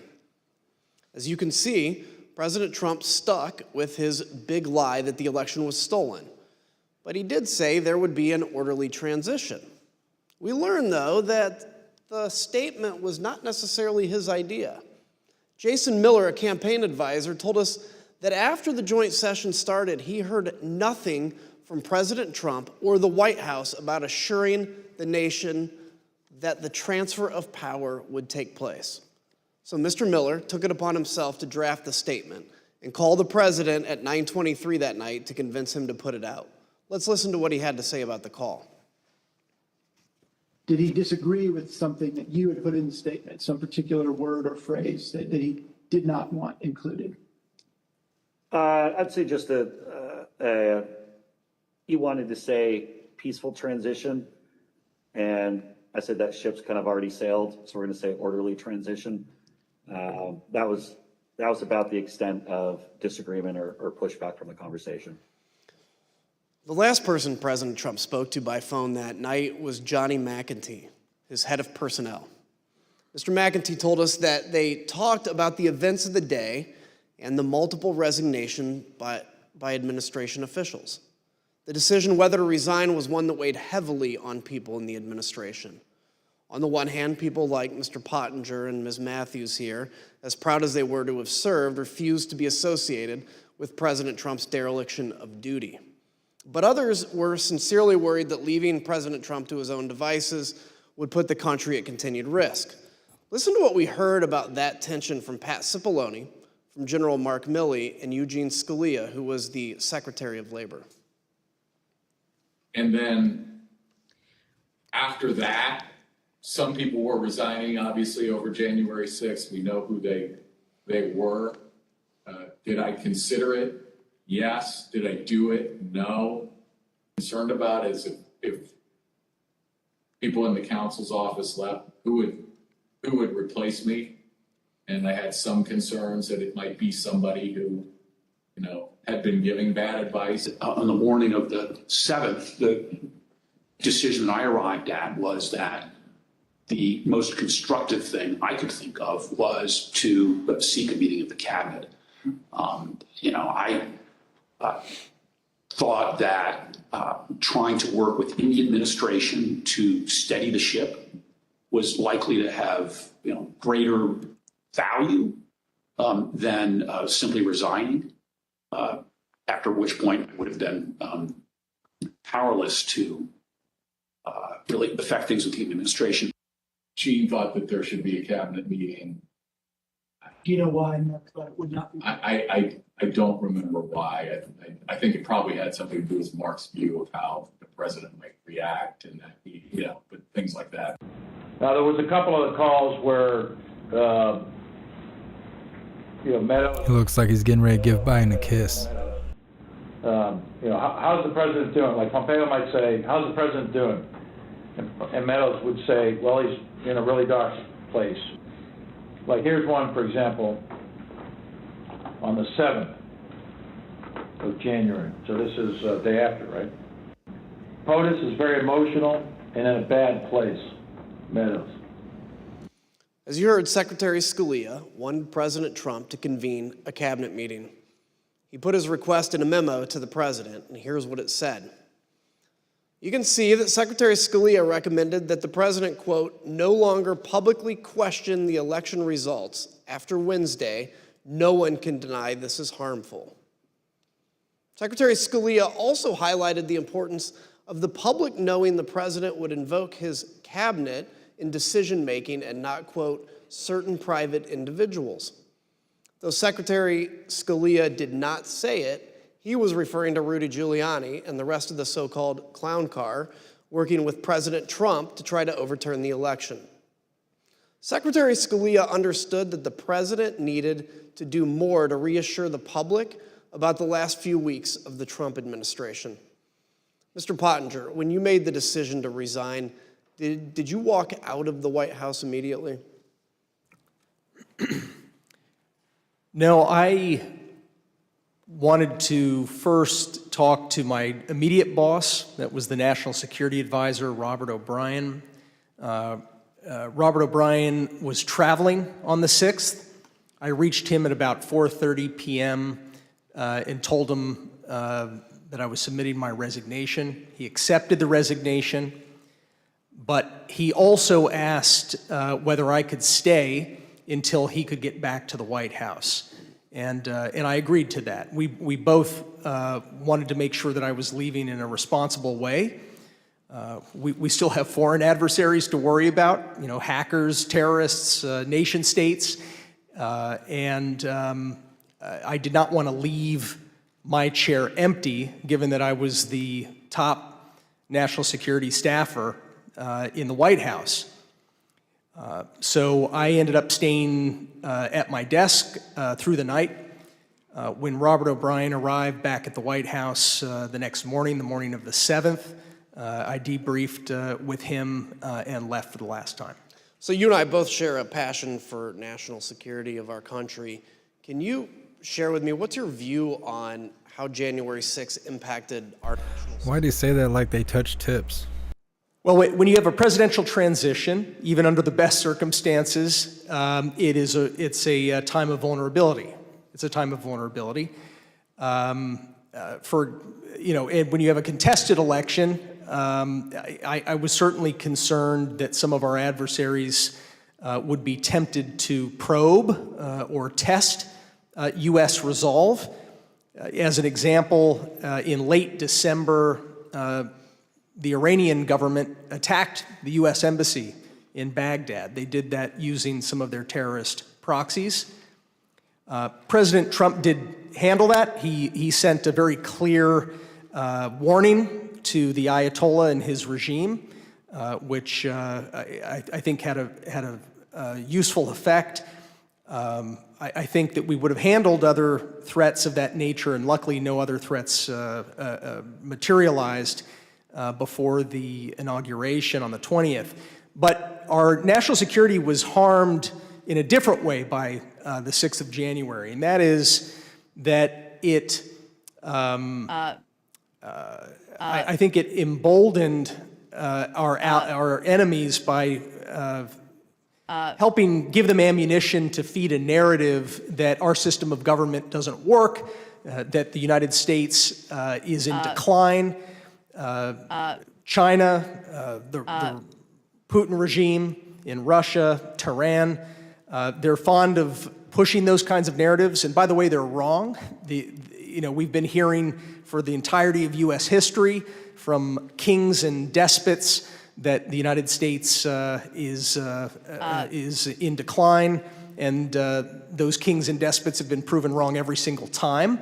But nonetheless, January 6th helped feed a perception that I think emboldens our adversaries. The other part I think is simply our allies. I heard from a lot of friends in Europe, in Asia, allies, close friends, and supporters of the United States that they were concerned about the health of our democracy. And so I think it's incumbent upon us to put their minds at ease, to put our own hearts at ease by investigating what happened on the 6th and making sure that it never happens again. Look, I've always said democracies are not defined by bad days. They're defined by how they recover from those bad days. And that's what we're doing here, is to bring accountability to that so we can actually come back even stronger than when we went into January 6th. Ms. Matthews, as you left the White House for the last time that night, January 6th, what did you think Americans needed to hear from President Trump? I think that the American people needed to hear and see him publicly commit to a peaceful or at least orderly transition of power. In the aftermath Who cares what she of the Capitol thinks? attack, it wasn't just enough for us to ask him to condemn the violence. He needed to agree that he would peacefully transfer power over to the incoming administration, because that's one of our fundamentals and what it means to live in a democracy. And so that evening when I resigned, the resignation statement that I drafted, I referenced this and I said our nation needs a peaceful transfer of power, in hopes that it would put some sort of public pressure on the White House and President Trump to publicly agree to an orderly transition. Thank you. I yield to my friend from Virginia. Thank you, Mr. Kinzinger. The staff who remained at the White House on the morning of January 7th knew the president needed to address the nation again, and they had a speech prepared for him that morning, but he refused for hours to give it. As you heard Cassidy Hutchins testify previously, President Trump finally agreed to record an address to the nation later that evening, the evening of January 7th, because of concerns he might be removed from power under the 25th Amendment or by impeachment. We know these threats were real. Sean Hannity said so himself in a text message that day to Press Secretary Kayleigh McEnany. He wrote, "No more stolen election talk. Yes, impeachment and 25th Amendment are real." We obtained the never-before-seen raw footage of the president recording his address to the nation that day on January 7th, more than 24 hours after the last time he had addressed the nation from the Rose Garden. Let's take a look. Whenever you're ready, sir.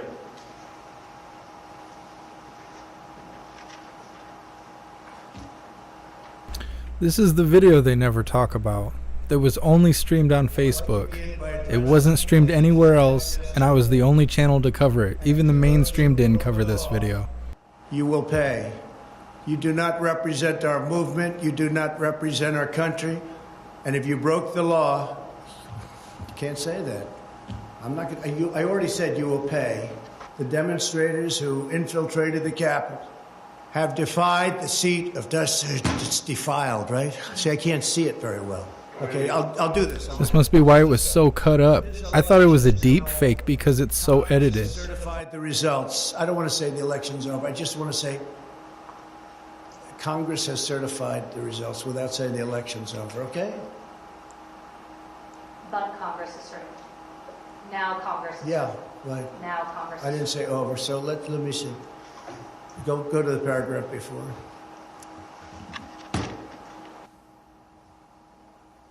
Okay? I would like to begin by addressing the heinous attack yesterday. Yesterday is a hard word for me. Just take it out. The heinous attack. Ah, good. Take the word yesterday, because it doesn't work with the heinous attack on our country. Say on our country.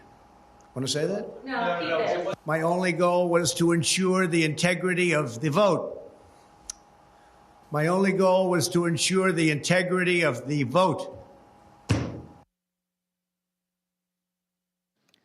On January 7th, one day after he incited an insurrection based on a lie, President Trump still could not say that the election was over. Mr. Pottinger, you've taken the oath multiple times in the Marines and as an official in the executive branch. Can you please share with us your view about the oath of office and how that translates into accepting election results and a transfer of power? Sure. You know, this isn't the first time that we've had a close election in this country. And President Trump certainly had every right to challenge in court the results of these various elections. But once you've had due process under the law, you have to conform with the law, no matter how bitter the result. Once you've presented your evidence in court, judges have heard that evidence, judges have ruled. If you continue to contest an election, you're not just contesting an election anymore. You're actually challenging the Constitution itself. You are challenging the societal norms that allow us to remain unified. I think that one example, for example, you've got Vice President Richard Nixon back in 1960 had lost a hard-fought election against Senator John F. Kennedy. There were irregularities in that vote, according to a lot of the histories, and a lot of Vice President Nixon's supporters asked him to fight, contest it, don't concede. But in one of his finest moments, Vice President Nixon said no. He said it would tear the country to pieces, and he conceded to Jack Kennedy and announced that he was going to support him as the next president. We have an example of a Democratic candidate for president, Vice President Al Gore, who faced a very similar dilemma. He strongly disagreed with the Supreme Court decision that lost his election bid and allowed President George W. Bush to take office. But he gave a speech of concession in late December, mid or late December of 2000, where he said, this is for the sake of the unity of us as a people and for the strength of our democracy.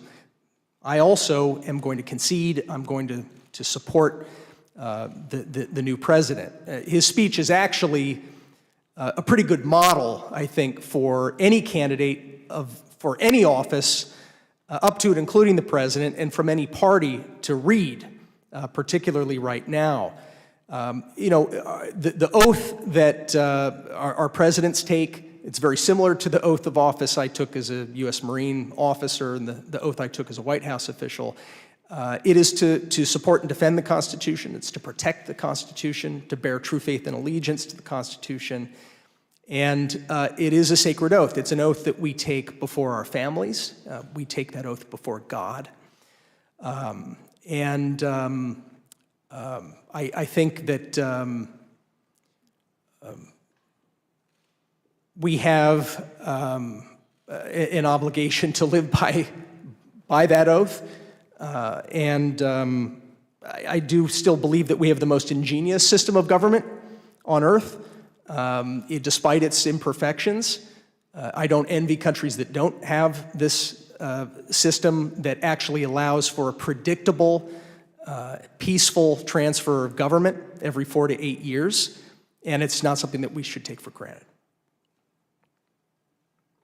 Thank you. As we heard at the start of the hearing, In the immediate aftermath of January 6th, Republican leader Kevin McCarthy understood that President Trump bore responsibility for that day and should have taken immediate action to stop the violence. He was even more candid in calls with Republican colleagues. As you'll hear in a moment, recordings of some of these calls that were later published by the New York Times, the context for these calls was that a resolution had been introduced in the House calling for Vice President Pence and the cabinet to remove President Trump from power under the 25th Amendment. Let's listen. I've had it with this guy. What he did is unacceptable. Nobody can defend that, and nobody should defend it. The only discussion I would have with him is that I think this will pass, and it would be my recommendation we should resign. That would be my take, but I don't think he would take it, but I don't know. But let me be very clear to all of you, and I've been very clear to the president. He bears responsibilities for his words and actions. No ifs, ands, or buts. I asked him personally today, does he hold responsibility for what happened? Does he feel bad about what happened? He told me he does have some responsibility for what happened. And he needs to acknowledge that. President Trump has never publicly acknowledged his responsibility for the attack. The only time he apparently did so was in that private call with Kevin McCarthy. There's something else President Trump has never acknowledged: the names and the memories of the officers who died following the attack on the Capitol. We're honored to be joined tonight by police and first responders who bravely protected us on January 6th. What about the 13 soldiers that died in Afghanistan? Biden didn't know their names. Can and should prevail, even in the face of a violent insurrection. We on this dais can never thank you enough for what you did to protect our democracy. On January 9th, two of President Trump's top campaign officials texted each other about the president's glaring silence on the tragic death of Capitol Police Officer Brian Sicknick, who succumbed to his injuries the night of January 7th. These campaign officials were Tim Murtaugh, Trump's director of communications, and one of his deputies, Matthew Walking. Their job was to convince people to vote for President Trump, so they knew his heart, his mind, and his voice as well as anyone, and they knew how he connects with his supporters. Here's what they had to say about their boss. Murtaugh said, "Also shitty not to have acknowledged the death of the Capitol police officer." Walking responded, "That's enraging to me. Everything he said about supporting law enforcement was a lie." To which Murtaugh replied, "You know what this is, of course? If he acknowledged the dead cop, he'd be implicitly faulting the mob. And he won't do that because they're his people." And he would also be close to acknowledging that what he lit at the rally got out of control. No way he acknowledges something that could ultimately be called his fault. No way. President Trump did not then and does not now have the character or courage to say to the American people what his own people know to be true. He is responsible for the attack on the Capitol on January 6th. Thank you, and I yield to the gentleman from Illinois. Eat shit. Thank you, Ms. Loria. Tonight's testimony and evidence is as sobering as it is straightforward. Within minutes of stepping off the ellipse stage, Donald Trump knew about the violent attack on the Capitol. From the comfort of his dining room, he watched on TV as the attack escalated. He sent tweets that inflamed and expressed support for the desire of some to literally kill Vice President Mike Pence. For 3 hours, he refused. Who was charged with that? Who got charged with that? Donald Trump refused to take the urgent advice he received that day. Not from his political opponents or from the liberal media, but from his own family, his own friends, his own staff, and his own advisors. In the midst of an attack, when there was no time for politics, the people closest to Trump told him the truth. It was his supporters attacking the Capitol, and he alone could get through to them. So they pled for him to act, to place his country above himself. Still, he refused to lead and to meet the moment to honor his oath. It was only once the vice president and the members of Congress were in secure locations and the officers defending the Capitol began to turn the tide that then President Trump engaged in the political theater of telling the mob to go home. And even then, he told them all they were special and that he loved them. Whatever your politics, whatever you think about the outcome of the election, we as Americans must all agree on this.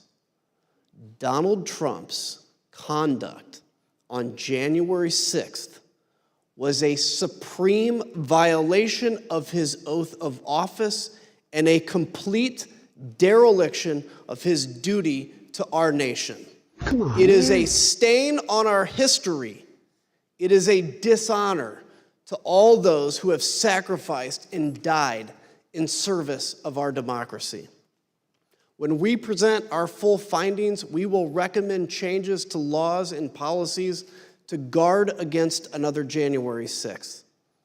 The reason that's imperative is that the forces Donald Trump ignited that day have not gone away. The militant, intolerant ideologies, the militias, the alienation and the disaffection, the weird fantasies and disinformation. They're all still out there, ready to go. That's the elephant in the room. But if January 6th has reminded us of anything, I pray it has reminded us of this. Laws are just words on paper. They mean nothing without public servants dedicated to the rule of law and who are held accountable by a public that believes oaths matter more than party tribalism or the cheap thrill of scoring political points. We, the people, must demand more of our politicians and ourselves. Oaths matter. Character matters. Truth matters. If we do not renew our faith and commitment to these principles, this great experiment of ours, our shining beacon on a hill, will not endure. I yield to the gentlewoman from Virginia. Thank you, Mr. Kinzinger. Throughout our hearings, we've provided many facts and painted a vivid picture of the events of January 6th. The violence, the human toll, both emotional and physical, including the tragic loss of life. The threats to our Constitution, the rule of law, and the danger to this nation, a nation we all love as Americans. In tonight's hearing, we've gone into great detail about the events inside the White House on January 6th. We've described how the President of the United States, who was bound by oath to the Constitution and by duty to ensure the laws are faithfully executed, took no action when the cornerstone of our democracy, a peaceful transition of power, was under attack. But it's more than that.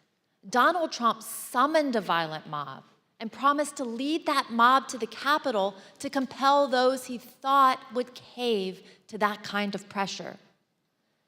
And when he was thwarted in his effort to lead the armed uprising, he instigated the attackers to target the vice president with violence, a man who just wanted to do his constitutional duty. So in the end, this is not, as it may appear, a story of inaction in a time of crisis, but instead it was the final action of Donald Trump's own plan to assert the will of the American people and remain in power.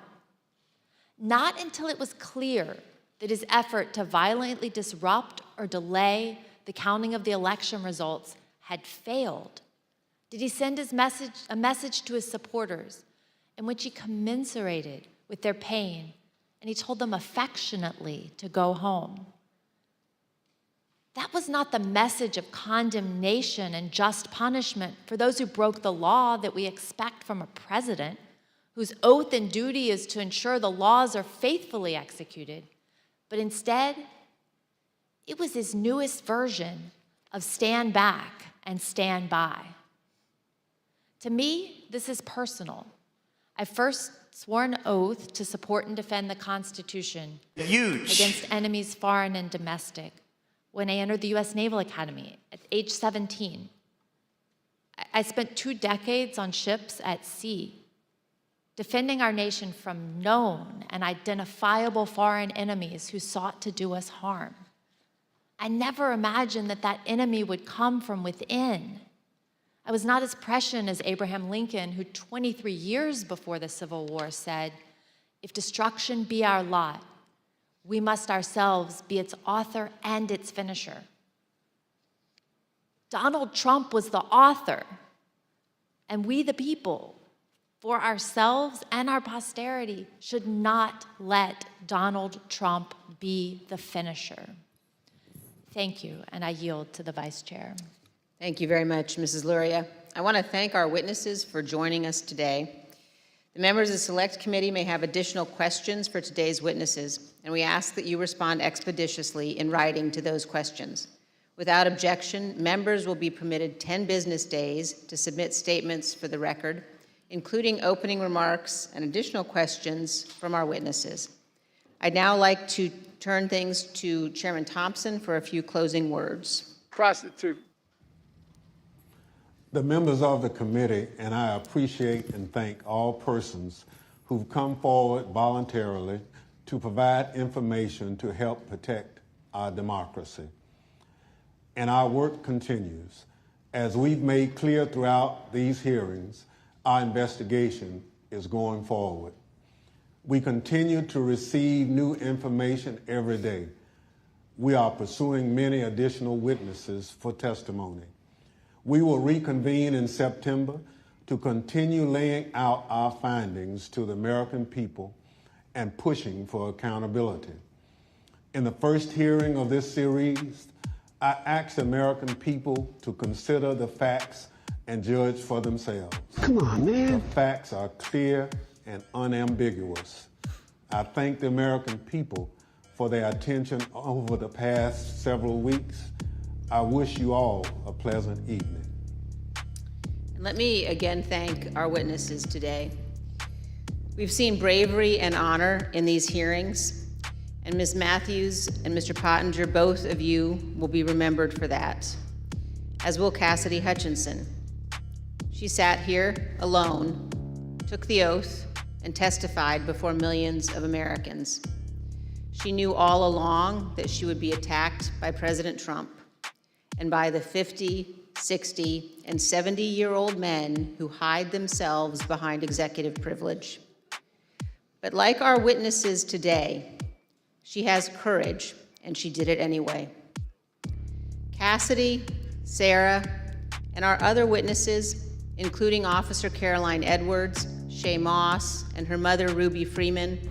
Just say their full name, their address, their phone number. Just go ahead. You're already outlining it. Next thing you know, they'll be swinging from a doorknob. They'll be saying Putin did That it. brings me to another point. This committee has shown you the testimony of dozens of Republican witnesses, those who served President Trump loyally for years. The case against Donald Trump in these hearings is not made by witnesses who were his political enemies. It is instead a series of confessions by Donald Trump's own appointees, his own friends, his own campaign officials, people who worked for him for years, and his own family. They have come forward and they have told the American people the truth.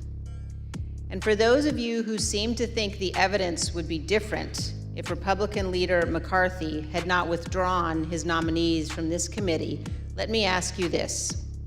Do you really think Bill Barr is such a delicate flower that he would wilt under cross-examination? Pat Cipollone, Eric Hirschman, Jeff Rosen, Richard Donahue, of course they aren't. None of our witnesses are. At one point in 2016, when he was first running for office, Donald Trump said this, I could stand in the middle of Fifth Avenue and shoot somebody, and I wouldn't lose any voters. That quote came to mind last week when audio from Trump advisor Steve Bannon surfaced from October 31st, 2020, just a few days before the presidential election. Let's listen. And what Trump's going to do is just declare victory, right? He's going to declare victory. But that doesn't mean he's the winner. He's just going to say he's the winner. The Democrats, more of our people vote early that count.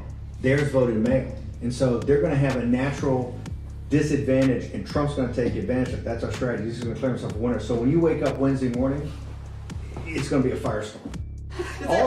Also, if Trump is losing by 10 or 11 o'clock at night, it's going to be even crazier.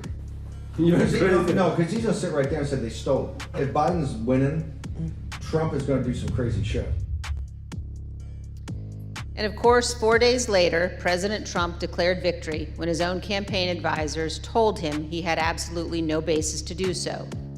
What the new Steve Bannon audio demonstrates is that Donald Trump's plan to falsely claim victory in 2020, no matter what the facts actually were, was premeditated. Perhaps worse, Donald Trump believed he could convince his voters to buy it, whether he had any actual evidence of fraud or not. And this same thing continued to occur from Election Day onward until January 6th. Donald Trump was confident that he could convince his supporters the election was stolen, no matter how many lawsuits he lost, and he lost scores of them. He was told over and over again in immense detail that the election was not stolen. There was no evidence of widespread fraud. It didn't matter. Donald Trump was confident he could persuade his supporters to believe whatever he said, no matter how outlandish, and ultimately that they could be summoned to Washington to help him remain president for another term. As we showed you last week, even President Trump's legal team, led by Rudy Giuliani, knew they had no actual evidence to demonstrate the election was stolen. Again, it didn't matter. Here's the worst part. Donald Trump knows that millions of Americans who supported him would stand up and defend our nation were it threatened. They would put their lives and their freedom at stake to protect her. And he is preying on their patriotism. He is preying on their sense of justice. And on January 6th, Donald Trump turned their love of country into a weapon against our Capitol and our Constitution. He has purposely created the false impression that America is threatened by a foreign force controlling voting machines, or that a wave of tens of millions of false ballots were secretly injected into our election system, or that ballot workers have secret thumb drives and are stealing elections with them. All complete nonsense. We must remember that we cannot abandon the truth and remain a free nation. In late November of 2020, while President Trump was still pursuing lawsuits, many of us were urging him to put any genuine evidence of fraud forward in the courts and to accept the outcome of those cases. As January 6th approached, I circulated a memo to my Republican colleagues explaining why our congressional proceedings to count electoral votes could not be used to change the outcome of the election. These are the longest closing comments ever. Was that President Trump's own advisors, also Republicans, also conservatives, including his White House counsel, his Justice Department, his campaign officials, they were all telling him almost exactly the same thing I was telling my colleagues. There was no evidence of fraud or irregularities sufficient to change the election outcome. Our courts had ruled. It was over. Now we know that it didn't matter what any of us said, because Donald Trump wasn't looking for the right answer legally or the right answer factually. He was looking for a way to remain in office. Let's put that aside for a moment and focus just on what we saw today. In our hearing tonight, you saw an American president faced with a stark and unmistakable choice between right and wrong. There was no ambiguity, no nuance. Donald Trump made a purposeful choice to violate his oath of office, to ignore the ongoing violence against law enforcement, to threaten our constitutional order. There is no way to excuse that behavior. It was indefensible. And every American must consider this. Can a president who is willing to make the choices Donald Trump made during the violence of January 6th ever be trusted with any position of authority in our great nation again? In this room, in 1918, the Committee on Women's Suffrage convened to discuss and debate whether women should be granted the right to vote. This room is full of history, and we on this committee know we have a solemn obligation not to idly squander what so many Americans have fought and died for. Ronald Reagan's great ally, Margaret Thatcher, said this: "Let it never be said that the dedication of those who love freedom is less than the determination of those who would destroy it." Let me assure every one of you this: our committee understands the gravity of this moment, the consequences for our nation. We have much work yet to do, and we will see you all in September. I request those in the hearing room remain seated until the Capitol Police have escorted witnesses and members from the room. Without objection, the committee stands adjourned.